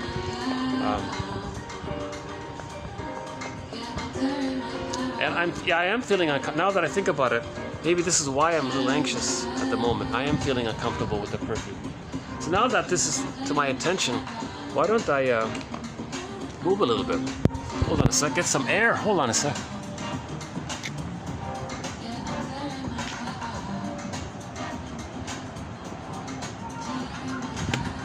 Yeah, that's better. So it must be for the cushions. Okay, let me get my overpriced coffee here.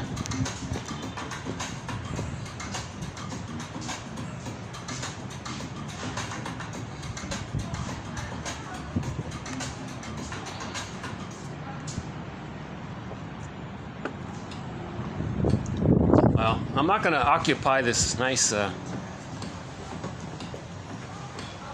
all fairness, I'll let other people sit there. So.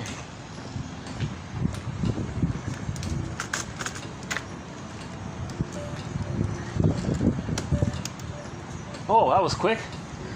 Okay.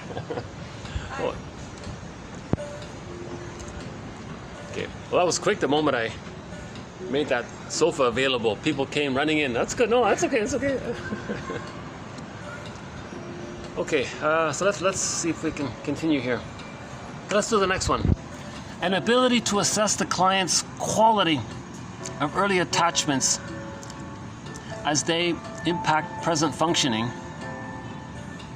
Again, an ability to assess the client's quality of early attachments as they impact present functioning, including yearning for reparation, as well as ingrained fear and mistrust that relationships will result in hurt, betrayal, and disappointment. Okay, so she was saying therapists need to recognize that attachment theory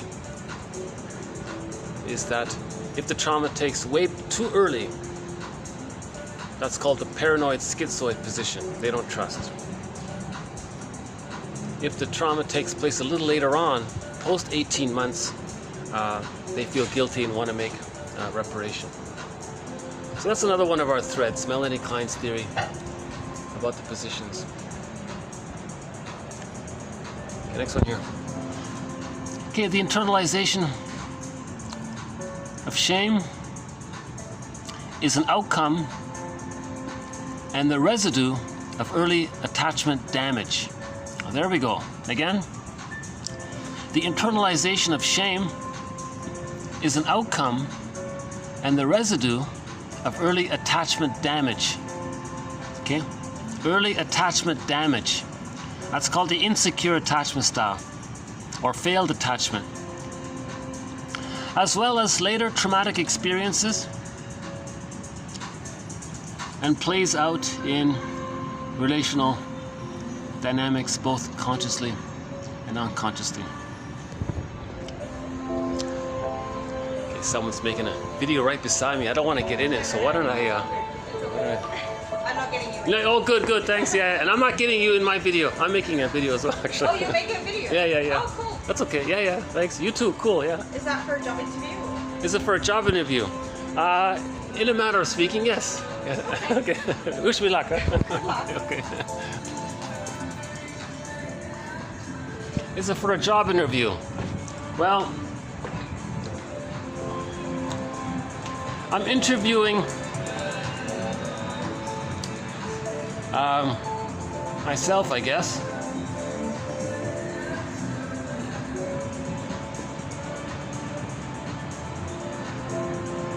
I tried to do a little improv with her, but I wasn't thinking on the spot there. Are you in a job interview?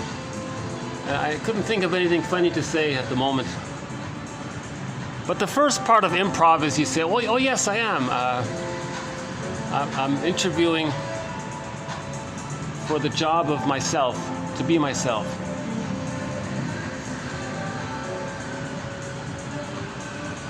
To employ myself. Something like that. I'm not sure yet.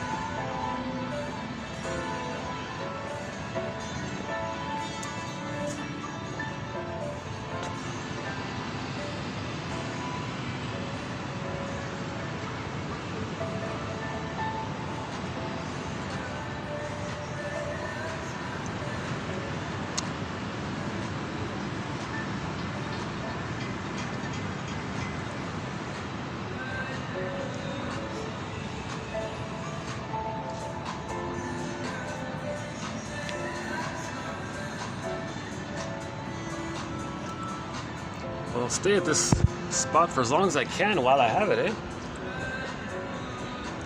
Okay, next one. Okay, so let's go back to Melanie Klein for a minute. Reparation, that's what it's all about. Healing is reparation. The pathway to healing is reparation, because in reparation, number one, you want to see the two sides of the mother. That's reparation. You're fixing it. Not fixing her, but you're fixing your psychic mind here. If you see the mother as I did it again. You want to see the mother as one person. But in our psychic structure, we see her as two people, goddess and demon. We got to repair this. Right? Reparation of the other leads to reparation of the self. So the reason we see things in either or dichotomous thinking, this all good, this all bad, idealized, devalued, all or nothing thinking, absolute good, absolute, these kinds of sudden great, sudden devalued, there's no, it's the way the baby thinks, right? Now, temporarily under stress, we might use the splitting defense mechanism. It's always sort of there. But generally speaking, we want to see the two sides of a situation.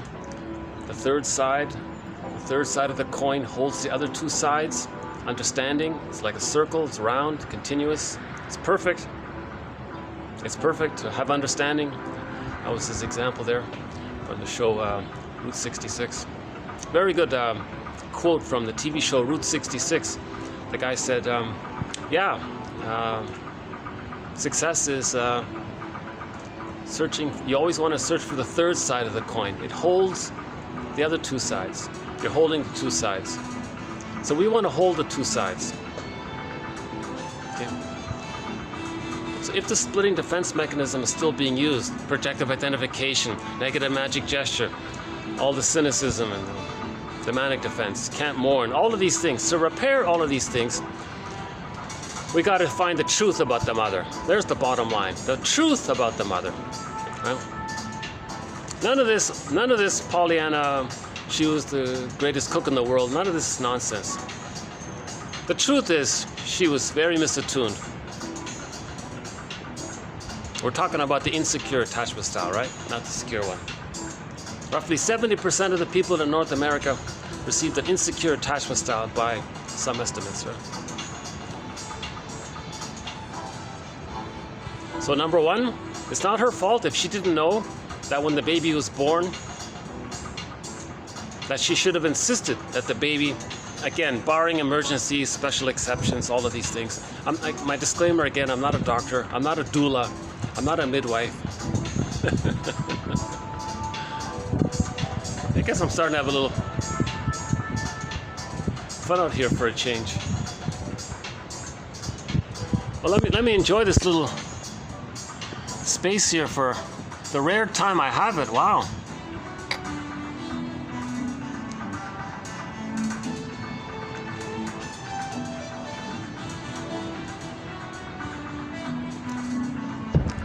I think I must have had an influence on here because I stopped coming here because it was way too noisy. And I noticed they lowered it a bit. It was ridiculous before. They had like a blaring disco here. You gotta be kidding. So a nice summer breeze here. Yeah, I'm feeling a nice summery breeze right now. So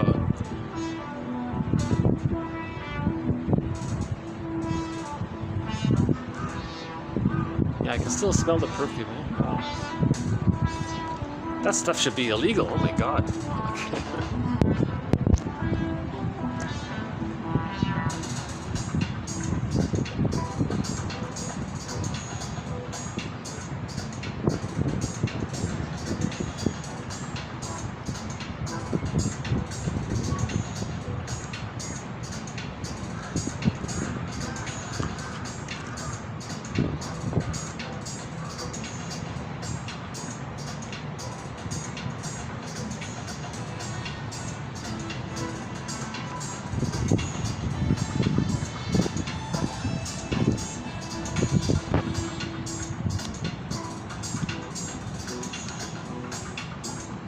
Yeah.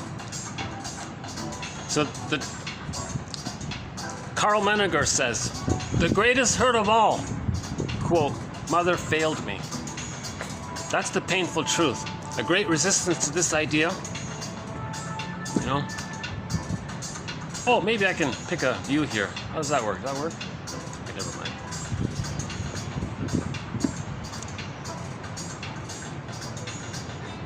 So we have a few quotes about this in that area. Paul Libby Russell also has one, that it's the hardest thing anyone has to do. The most painful, the hardest thing anyone has to do is to come face to face with this truth that the mother failed the person as a child.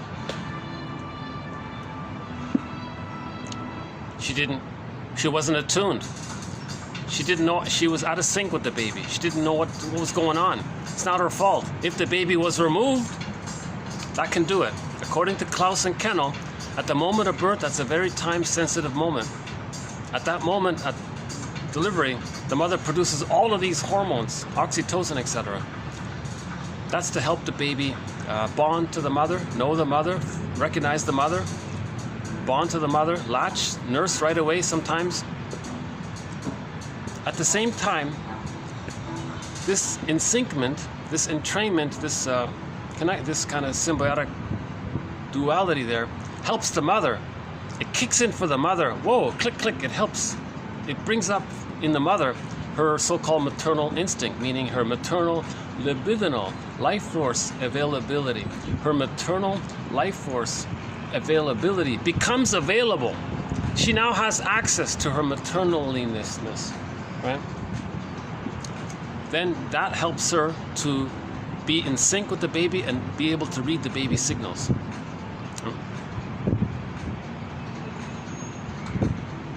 Yeah. Some crows.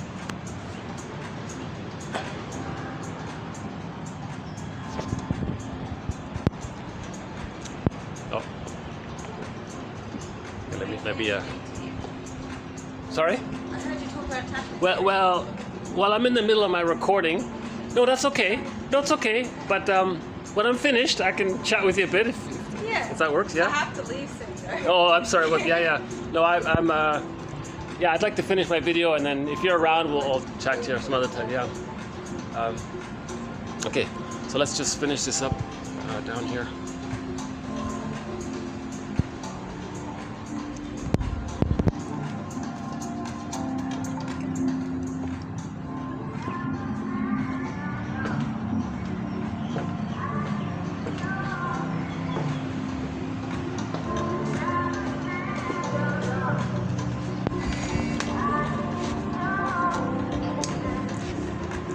I didn't want to risk it. If I started an open discussion with that young lady, I did get it wasn't the right time, it wasn't the right place. I'd like to know her more before I interview her, get her on the podcast or something. But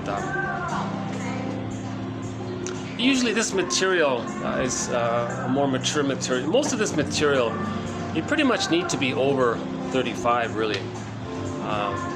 The midlife audit, so we're talking about the midlife audit, the midlife examination period, the midlife period, right? Where we examine ourselves. Some young people may have heard the phrase, but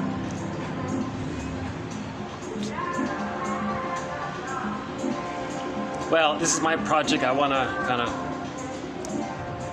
stick to what I'm doing, so I'll think about it. I'll think about why I didn't just sort of spontaneously include her.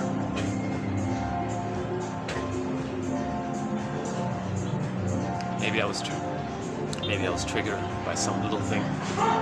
Maybe I had some irrational, what is it called again? Irrational seal. What was it again? Something about the seal. What was it?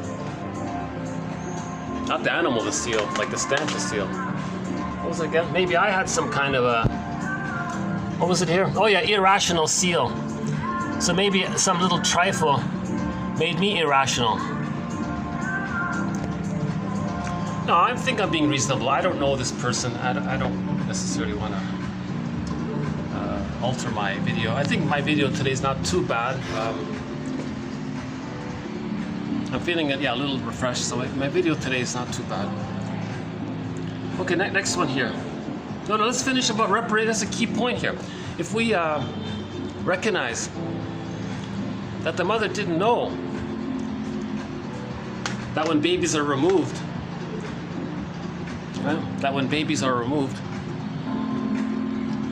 for too long, and then when they're returned in a towel, all washed up and wrapped up in a towel, the bond is broken. The baby thinks, who's this stranger, really?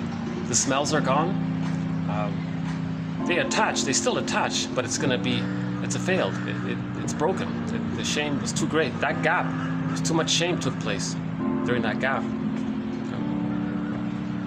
Now the mother didn't know this, right? So we can a little bit forgive her about that. Now we look at the plunder system. Why did the hospital do it? So we have a little bit of information about that, about why hospitals are doing this. That's related to, that's a whole new thread around that. But that thread helps to explain and forgive the mother. She's a victim of the plunder system, basically, right?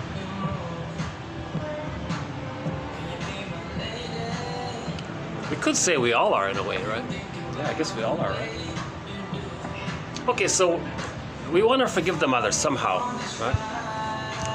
Interview the mother, find out her situation. Maybe she was a war child, right? We did a quote recently where the woman said she grew up in a horrific environment, unnecessary.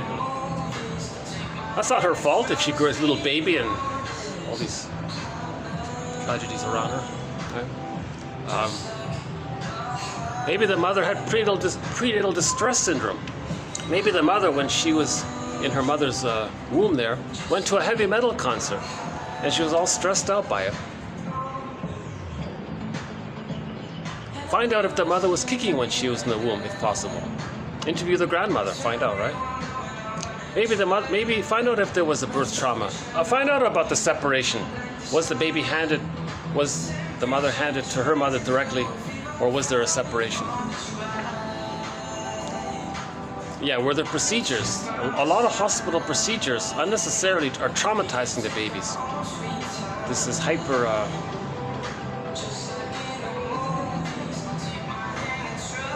unnecessary procedures often, not always, maybe.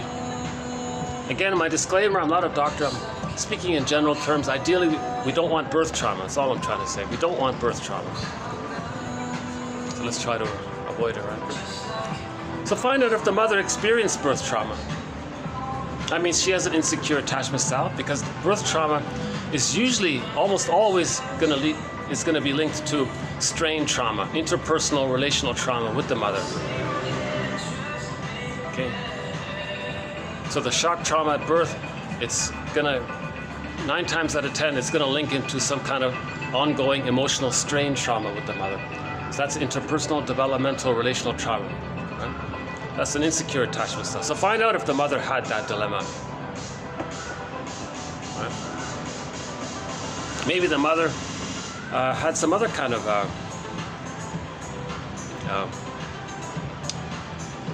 shocks, forced relocation. Maybe there's some kind of forced relocation. They lost their homes or something, because of the plunder. And again, with the plunder system, maybe because of that, right? So she doesn't have the support of the environment to develop properly. Then lives in kind of in a panic survival mode all the time, right? Maybe there were procedures with the mother, tonsils, at the dentist's office. Maybe there were some shocks there. Maybe with the relatives or the environment, there could have been other. So you got to find out what's going on with the mother, right? Why wasn't she able to offer a secure attachment style to her child? Now remember, if the mother's shock traumatized, if she has arrested development herself, she's going to be angry at her mother in the mind. One way to express her anger at the mother in the mind is to do to her grandchild what the mother did to her, to communicate what she did to her. As if to say, look, mother in the mind, I didn't like what you did to me. I'm going to show you. It's very irrational, right? Very irrational. Irrational seal, right? She's going to, I'm going to do to your grandchild what you did to me to show you what you did to me. I want you to see it so you can change your ways.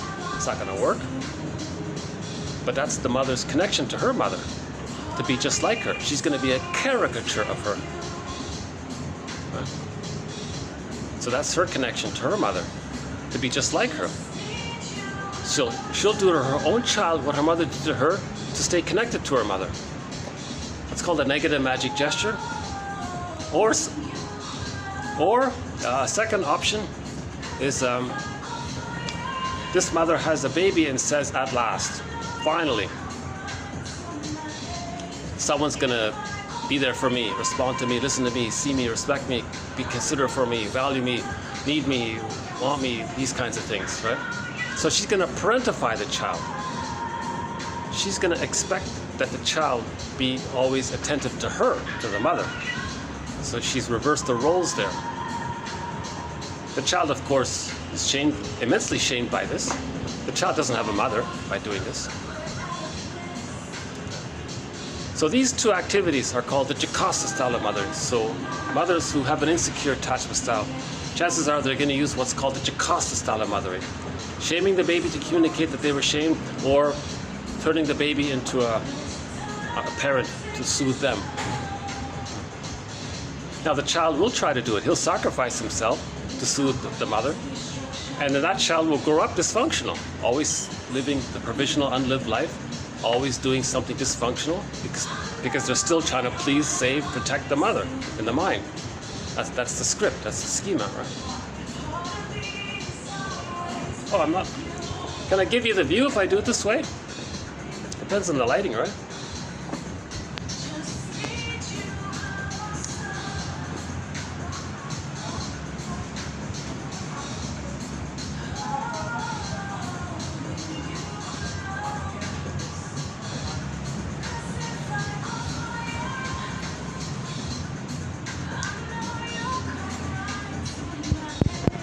Let's see if I can go back to my original spot here.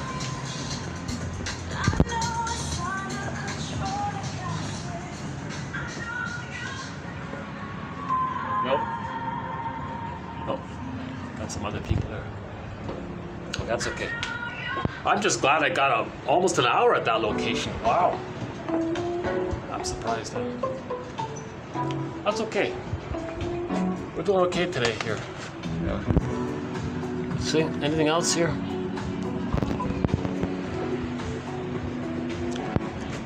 Now with this is the realization that we didn't get the love that we needed.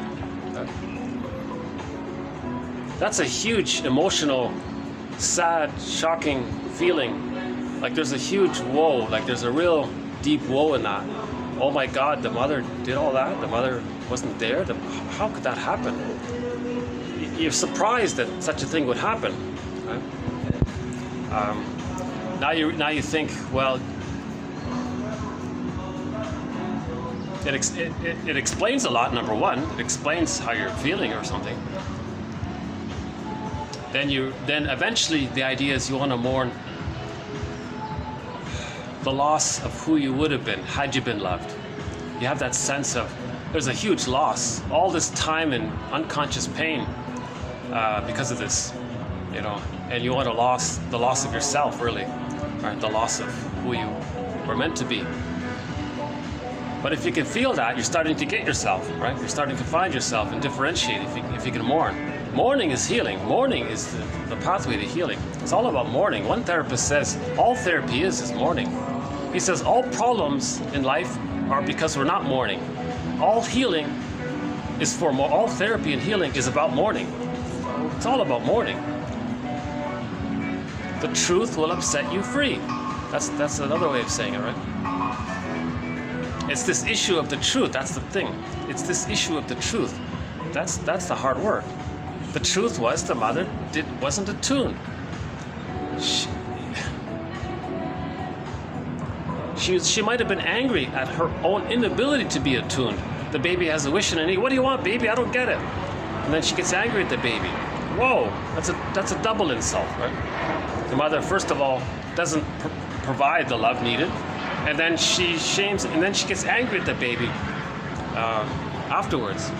Oh, got some kind of a flying copter there, helicopter. Maybe some kind of tourist thing there, I don't know.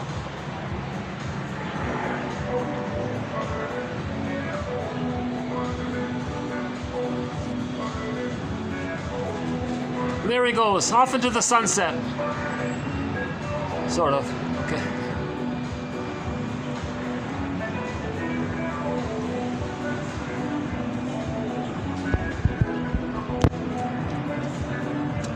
These past 5 videos were meant to be done in a bird park. I was all scheduled to be in this beautiful bird park in the countryside, so I had a change of plans. So I'm still struggling with these public videos. But in the future, you'll see some beautiful birds, hopefully. Oh, there he goes. Okay.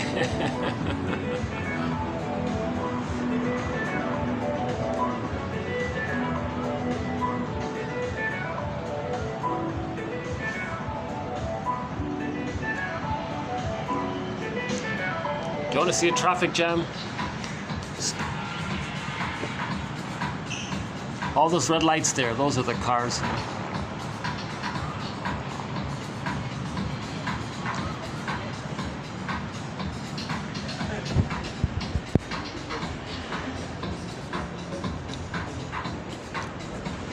The suggestion has already been made on behalf of 1001 Windmills of the Mind that on Mother's Day and on Father's Day, that those are their days. They write letters to their adult children coming clean, telling everything about the first 3 years, including before birth, the pregnancy, the delivery. In particular, was their birth trauma. Parents write letters to their adult children, telling their adult children, this is what happened. You need this knowledge to heal. That would be a huge effort of reparation on their part, to make amends on their part to do that. So Mother's Day and Father's Day, those are their days to take responsibility and do something, and write letters to their adult children over the age of 35. That's sort of Robert Bly's suggestion. 35 is sort of an average starting point. That young lady before asking me about attachment theory, she looked like she was sort of in her maybe mid-20s or something. So I kind of avoided it that way. That's another reason I kind of avoided and I didn't want to accidentally give her personal feedback or something like that, because I'm not a therapist. So that's another reason. Yeah, oh, that's fair, yeah. So there's a good reason why I avoided her. I'm not a therapist, right? Another disclaimer, right?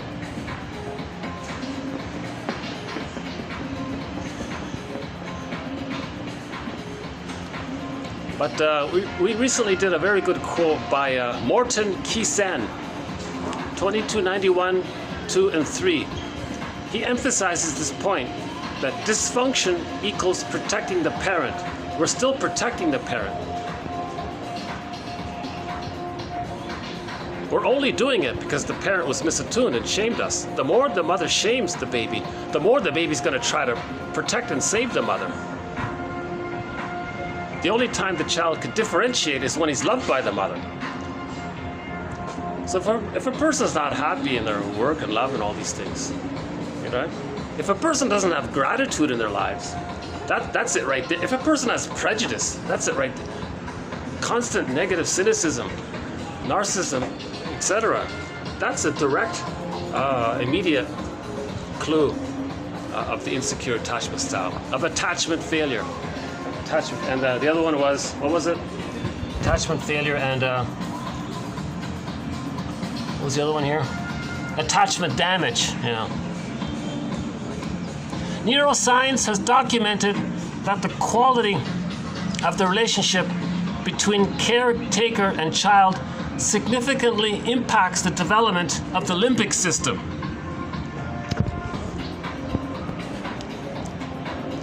We need more information about that.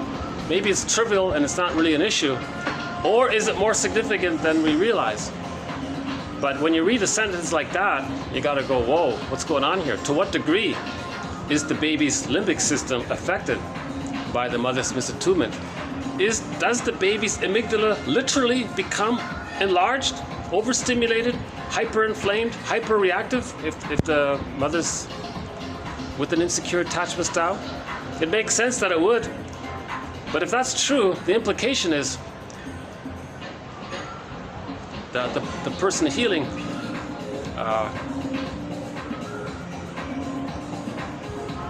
well, think about all the things that people do to soothe anxiety, right? Emotional eating, that's one thing. You're not hungry, you feel anxious, you eat. Whoa, that's the enlarged amygdala. And the person wasn't able to soothe themselves. So maybe, yeah, maybe. Huh?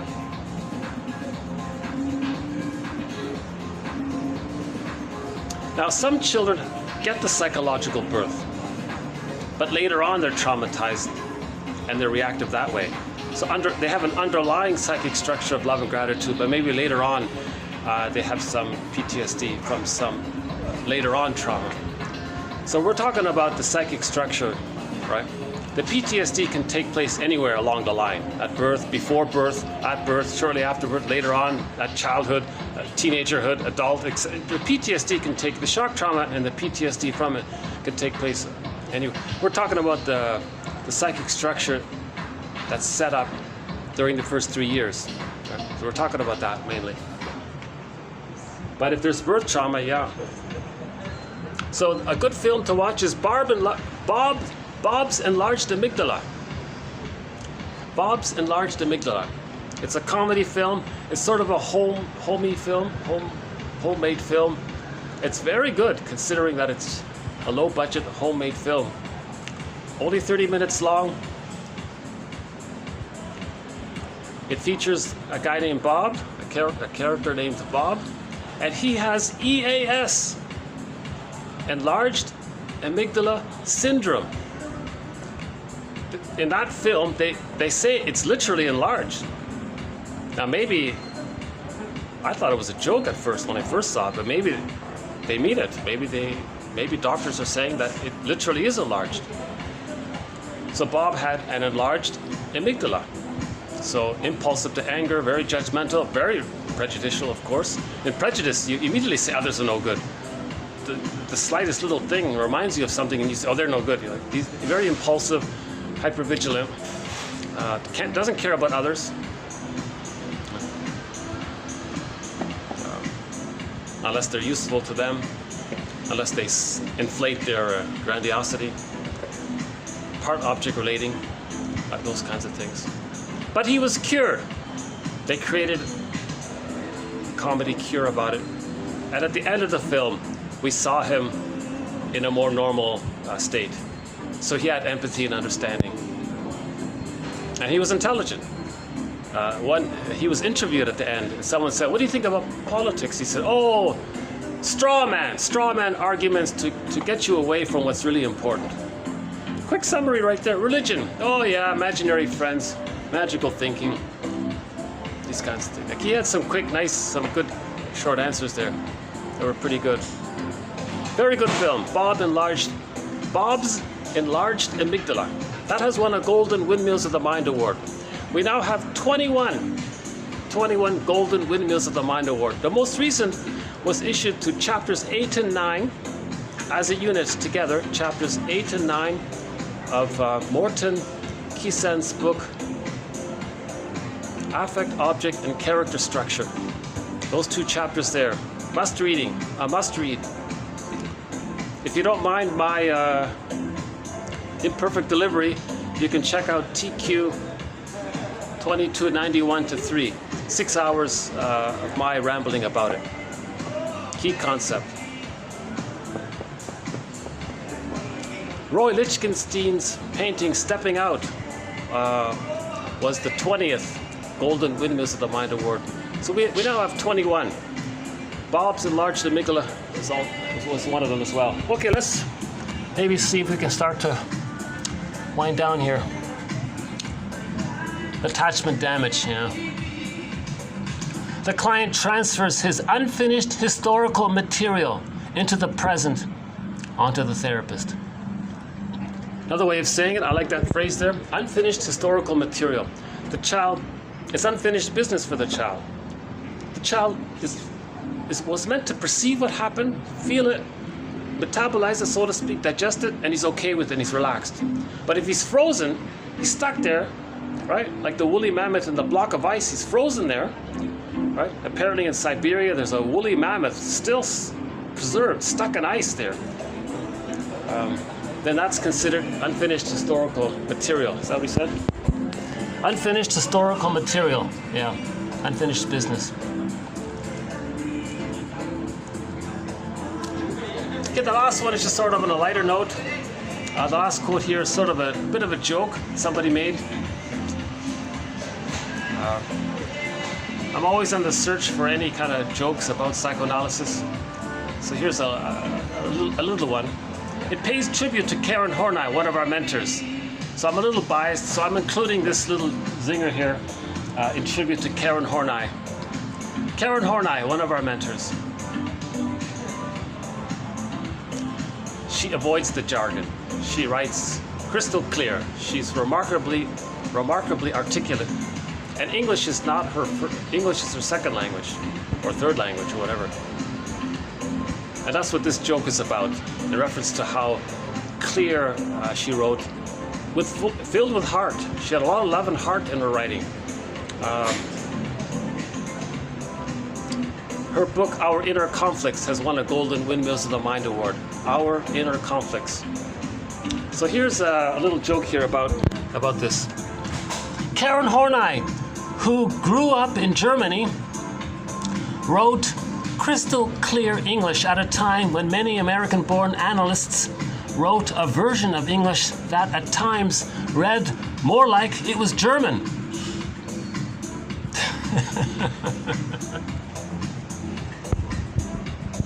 Because you can't understand a lot of the writing.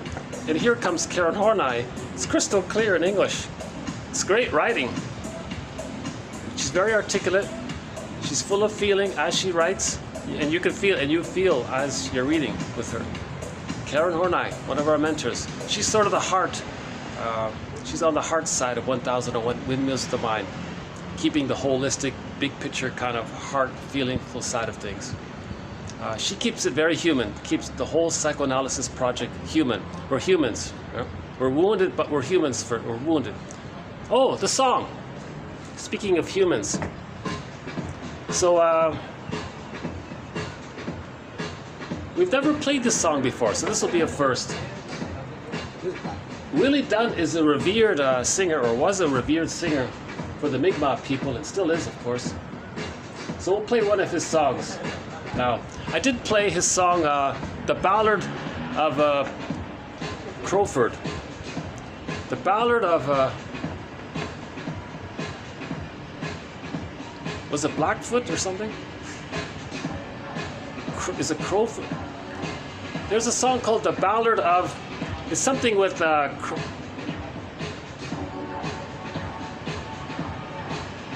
it's something like with crow and something foot or something like. If you look at the ballad of that song, we played his song earlier. It's in tribute to a guy who made a great effort to protect his people, and it's a good song too. So here's another one of Willie Dunn's songs. But let me just play it and run through the lyrics a bit. This is called "Son of the Sun." Hopefully you'll hear it over this techno.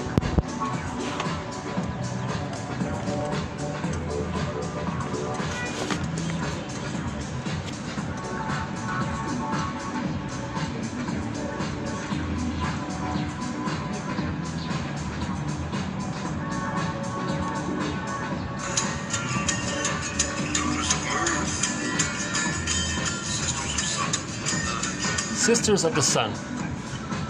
We're all children of the earth, basically, right? Okay, check out this song by Willie Dunn, Son of the Sun. There's the sun.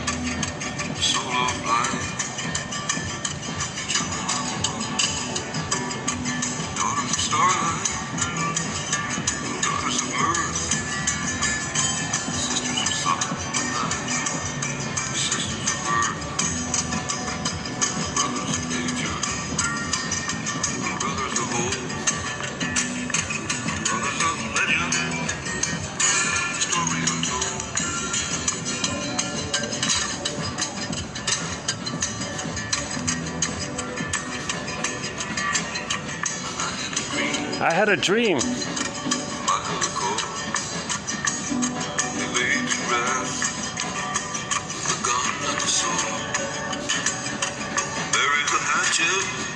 Bury the hatchet.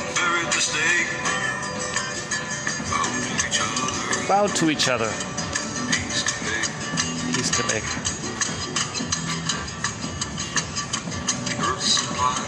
The earth supplies.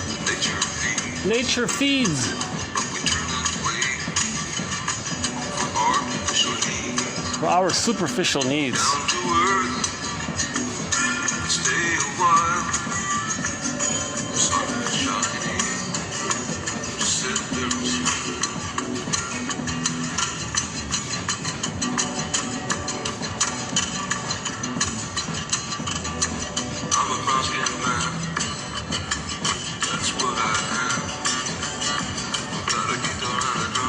I've got a guitar and a drum.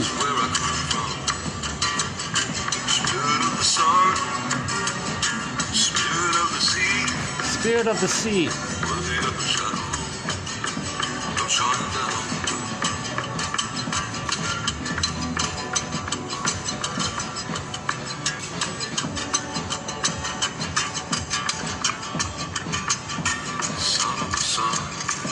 We're all children of the sun and the earth and the stars and the ski.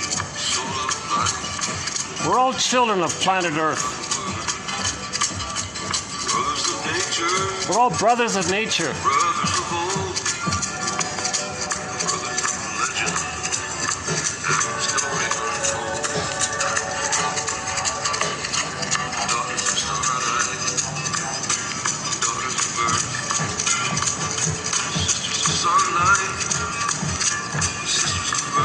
Sisters of the earth. We're all brothers and sisters of the earth.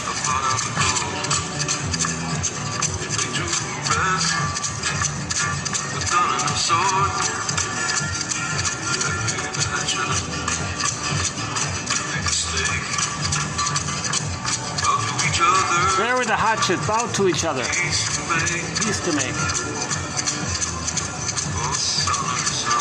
We're all children of the sun.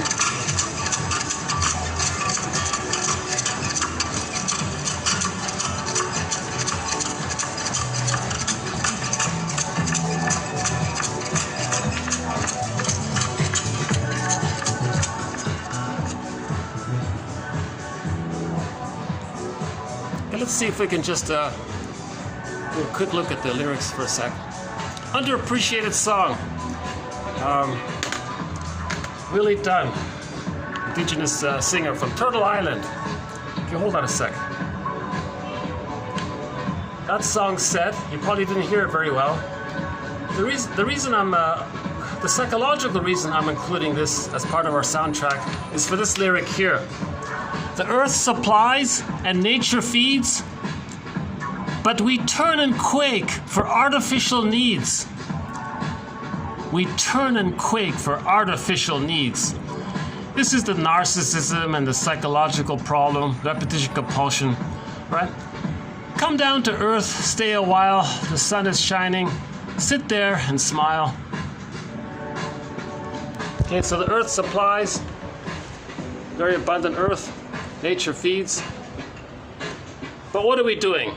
We're pillaging and we're panicking for artificial needs, psychological needs. Panicked. It was a misunderstanding. 10,000 years ago, we discovered farming. Immense supply of food. We got the serotonin, the brain chemistry. Maybe a weather problem, and we panicked, and now we're reacting to EAS, an enlarged amygdala syndrome, possibly.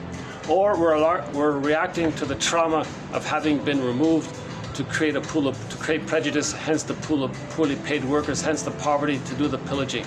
So we became Homo economicus 10,000 years ago when we discovered farming, according to one theory. But so we went from global village to global pillage. So we started this pillaging model out of the panic after we discovered farming, because maybe the theory is when we discovered farming, we got all of this abundant food, we felt immense safety. And maybe we kind of habituated to it in the brain chemistry or something. And then there was some sense of panic because maybe there was a weather problem and people decided to hoard and pillage to maintain the supply. And then it loops on itself. Then now we're in this pillage mode all the time. So that's sort of artificial. We didn't need to do that. 10,000 years ago, a lot of people said, don't do it, just don't panic. Those were the indigenous people, like Willie Dunn. He's an indigenous singer. D-U-N-N, Willie Dunn, double N. So, okay, the song is Son of the Sun, Son of the Earth, the Soul of Life, Children of the World, Daughters of Starlight and Daughters of Mirth, Sisters of Sunlight, Sisters of Earth, Brothers of Nature, Brothers of Old, Brothers of Legend, like the story untold. I had a dream of my own accord. I was wondering that. I had a dream of my own accord? Well, what do you expect? Of course you had a dream of your own accord. I think what he meant was lucid dreaming. Maybe he had a dream where he was a little more active while he was dreaming, so-called lucid dreaming. We laid to rest the gut of the sword, buried the hatchet, buried the stake, bowed to each other, peace to make. Okay, so again, the earth. Next part was, nature feeds. The earth supplies, nature feeds. We turn and quake for artificial needs. So this is a misunderstanding. Artificial needs, it's a misunderstanding. He's talking about greed, right? We're pillaging out of this psychological greed. Because the theory is babies were removed from their mothers to facilitate prejudice. When there's prejudice, you have the splitting mentality, us or them. Then the them does all the work, and you don't care because babies think that the mothers didn't care about them if that were to happen. Maybe it was just this manic panic thing that happened. We don't know, right? So it's artificial. It was a mistake. It was a false conclusion. Babies thinking they're no good, that's a mistake. It's a psychological need, right? To have this false belief, to have some kind of connection to the mother. Well, if the baby's loved, he has a natural connection, then he can know himself. So the normal natural temperament for Homo sapiens is I'm okay, you're okay. This takes place when babies are given a secure attachment style. And all babies were given a secure attachment style for 150,000 years. So the temperament of Homo naturalis was calm, mature, ego capacities. I think I need to wind this down here. People are starting to flood in. Okay.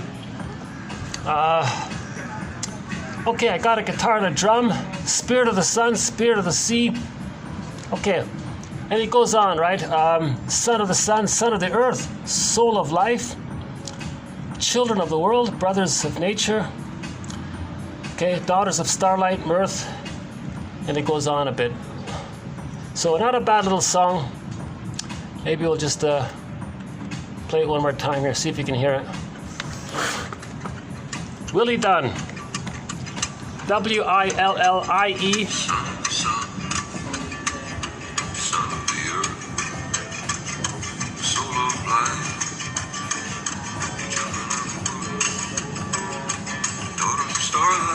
Daughters of starlight. Daughters of mirth.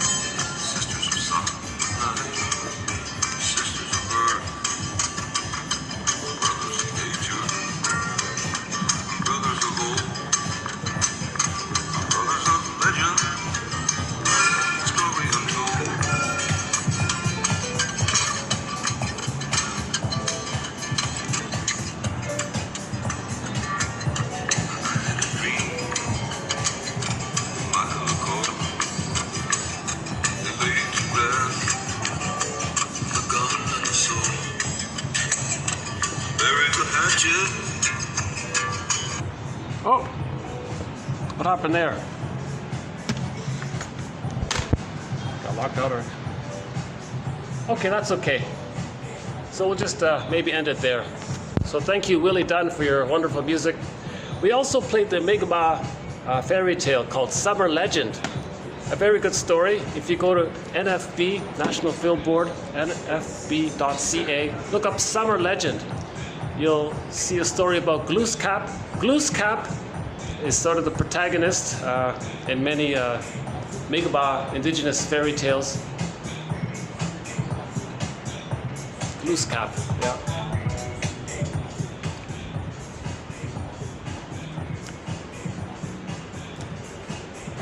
Well, normally I'd play our theme song, but I think this time I can just skip it. Our theme song to 1001 Windmills of the Mind is Katja Epstein's German rendition of the song Windmills of the Mind. A great song.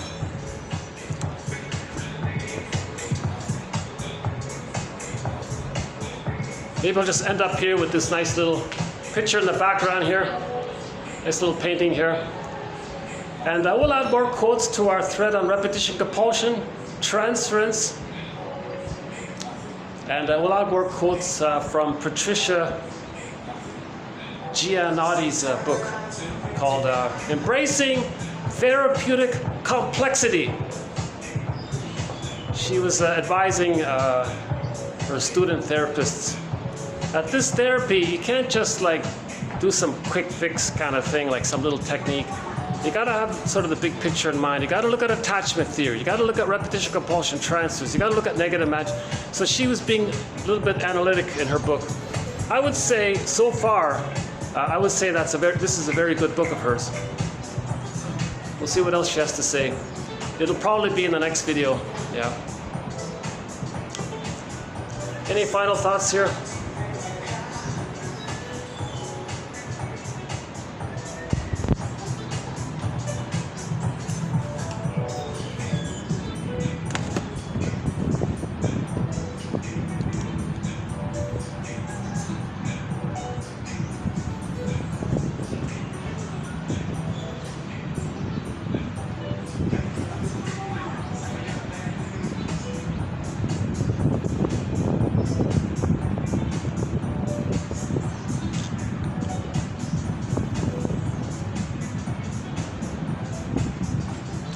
And then we ended up with that quote, paying tribute to Karen Horney, one of our mentors. Karen Horney. Our mentors, Karen Horney, she's sort of the heart of it all. The gutsy side of 1001 Windmills of the Mind comes from Edmund Burglar's work. He's the guy that really confronts people's defense mechanisms, rationalizations, trying to help people to realize you're avoiding the truth, you know. The mind side of 1001 Windmills of the Mind is mainly from James F. Masterson, Melanie Klein, Margaret Mahler, and William Fairbairn. That's sort of the mind side. So we've got mind, heart, and the gutsy side as well. So I'm trying to make this as balanced as possible. We do have a thread of self-help exercises as well. We have a thread on quotes from TV shows and movies. We recently did The Fugitive, the original 60s one, and I mentioned one about Route 66. Yesterday we did a quote from Anger Management, that sitcom. Charlie Sheen is the season one of the sitcom, not the movie, the sitcom, Anger Management, starring Charlie Sheen. That was psychologically minded. He tried to help people to get in touch with their unconscious by getting them to be sleep deprived, thinking that it'll come up. It's like when people drink too many beers, maybe things come up kind of thing. It was just a joke about that. But we have a few quotes. Oh my God, Judd for the Defense. That's a great TV show, Judd for the Defense.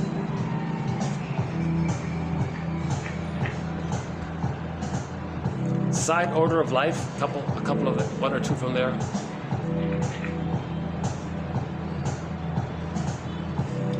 So,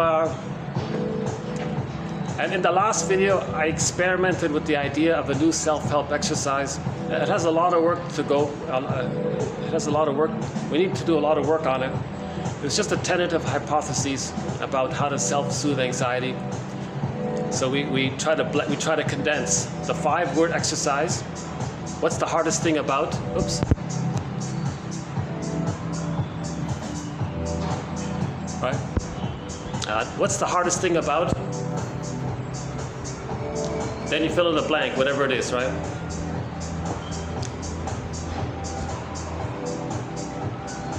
So what's the hardest thing about doing these videos in public with all of this annoying perfume all around? It makes me stressed out, it makes me anxious, yeah. So what's the hardest thing about holding on to your anxiety in public with the perfume? Okay, so I'm moving towards accepting it once I acknowledge it, right? And then part 2 is, okay, so the self-help exercise is in the last video. I won't redo it here because it still needs to be updated. We have a thread on Marshall Rosenberg's rendition on how to make an I statement, a very good thread. Every major defense mechanism is a threat. The splitting mechanism, negative magic gesture, projection, projective identification. A reaction formation is a developing one, and a few others. This whole issue of symbiosis, that is a thread right there. This whole issue of disassociation, that's a thread. The psychology of myths and fairy tales has an exciting thread. When I say a thread, I mean ultimately there will be approximately 100 quotes in those areas, and we have 50 threads. So the complete collection of 1001 Windmills of the Mind now has over 5,000 quotes.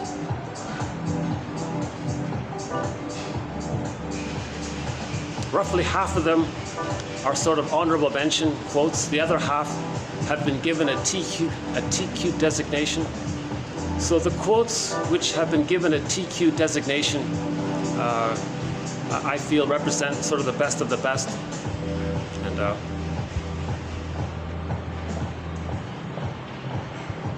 yeah, they lowered the music. Last time, a month ago when I was here, this thumping you're hearing was about 5 times louder. It's ridiculous. Yeah.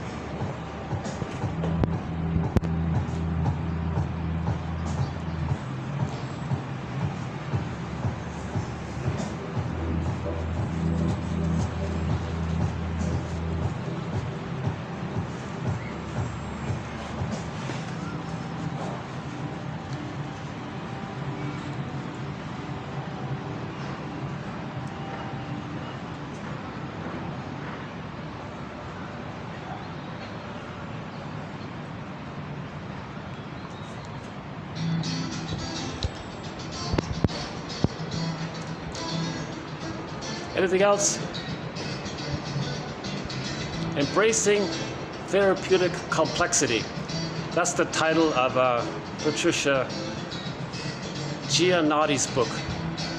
So most of the quotes we did today came from that book, the first part of it. And she says in that book that she's very inspired by Karen Horney for her clarity, and she's emulating Karen Horney, and it works. I feel encouraged by her clear writing. A very good book from what I can tell already. I've only read the first 3 chapters, I think.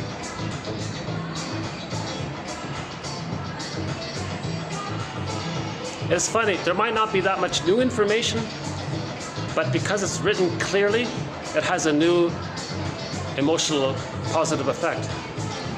Something we know, if it's presented more clearly, it has a new, it helps to bring up material from the unconscious if we can understand it more clearly, right? And writing clearly is an act of love, I think. So Karen Horney was writing very clearly. That's a kind of care and consideration for her readers.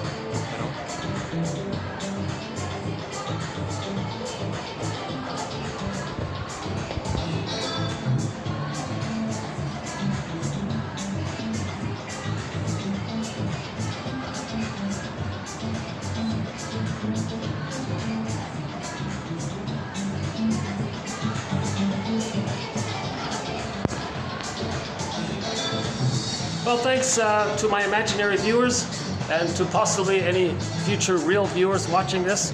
I hope this has piqued your interest in the psychoanalytic perspective, this philosophical medicine. I'm saying this based on the strength of the quotes posted below, not so much on my delivery.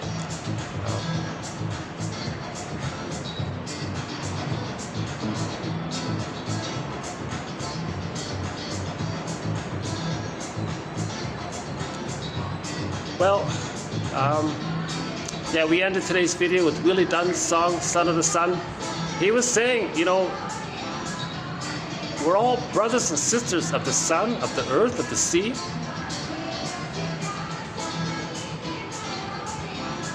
The greed is unnecessary. It's unnecessary. It's some kind of mistake, right? It's like like an accidental mistake. So the goal is to move back from Homo economicus to Homo naturalis. We were Homo naturalis for 150,000 years. When Homo bodoensis, one theory, we used to be Homo bodoensis. He didn't have language, he didn't understand time, he couldn't speak or write, but he looked a lot like us. And he roamed the earth for 1 million years, according to theory. Homo bodoensis. And then, about 150,000 years ago, he developed the cortex, the insula, the lobes, and meaning he can have language, he can write. And then Homo naturalis, Homo sapiens moved around, but they continued the tradition of giving their babies a secure attachment style. So the temperament of humans, of Homo sapiens, is calm, caring. As you understand a mature, loving adult, a caring elder, a wise elder, like those traits, that's our norm. And we had a long life, apparently. We didn't reduce our lives with anxiety, right? Because all children were loved, they were relaxed.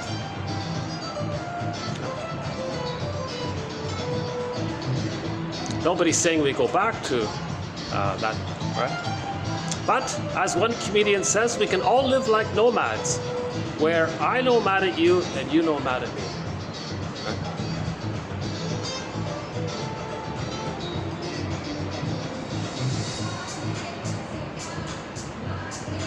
Everybody knows that the greed, this unconscious repetition compulsion of the greed, it never gets anybody back into the nursery to get the love they needed. It never works. Greed never works. Russell says you can have 20 lifetimes in the manic defense. It won't change the childhood factor. Oh, some little birds here.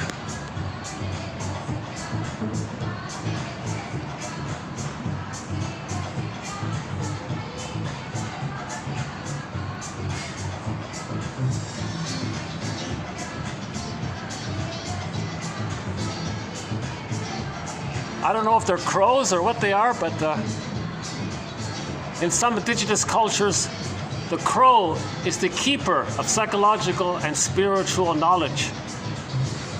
Crows are revered in many indigenous cultures.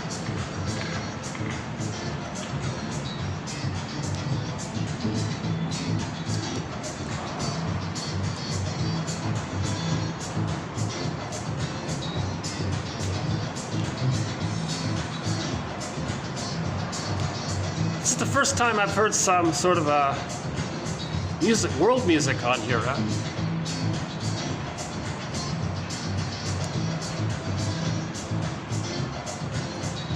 Yeah, we have an amazing soundtrack to 1001 Windmills of the Mind. Lots of classic rock, yes. Street Heart, Santers, Triumph, Rick Emmett, Dan McCafferty, you know, some from Prism and April Wine. A lot of great bands. Street Heart, key one in the classic rock area. We have a lot of great music from singers such as Beatrice Deer, Ely Sappi, Anne Shell, the band Delirium, Ziana Zain, Na Ying, Wang Fei or Fei Wang, and from Turkey, Devrim Kaya. She has we've played two of her songs. Her song, Huba Kusu, that song, I think is one of the greatest songs ever, by Devrim Kaya, called Huba Kusu. Great song. Great song. Ziana Zain's song, Agu Pamanam. Something like that. That's another great song. And a variety of a lot of other songs.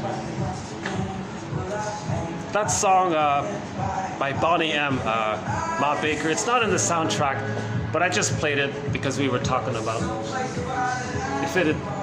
It fitted the topic at the time. On occasion, a song I play doesn't make it to the soundtrack, but 99% of the songs we play are part of the soundtrack.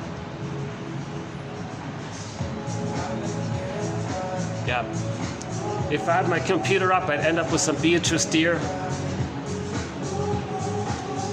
She's one of the most soulful singers, I think. She sings in Inuktitut. Her first language is called Inuktitut.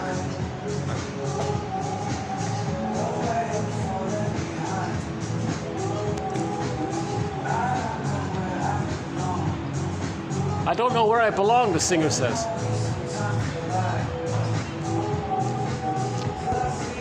So whatever song this is that we're hearing in the background at the moment, the guy said, I don't know where I belong. Yeah, we have a huge need for affiliation and connection, right? But the belonging we're looking for is the connection to ourselves. We're looking for our inner home called Ithaca in the story of Odyssey. Right? So we get to Ithaca when we forgive the parent. The forgiveness is a form of love. The mourning allows us to differentiate. Once we differentiate, we get the I, the ontological self, the psychological self. Right? That's I'm okay, you're okay. But you have to see others as okay as well, right? So forgiveness leads to healing for the self. Forgiving the other leads to identity for the self, right? The manic defense won't do it, right?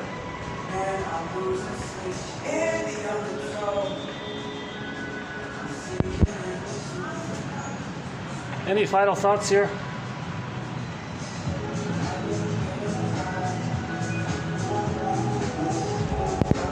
Okay, so thanks very much. This has been TQ 23, 26, 7, and 8. And I'll see you in the next video. Thanks very much. Bye for now.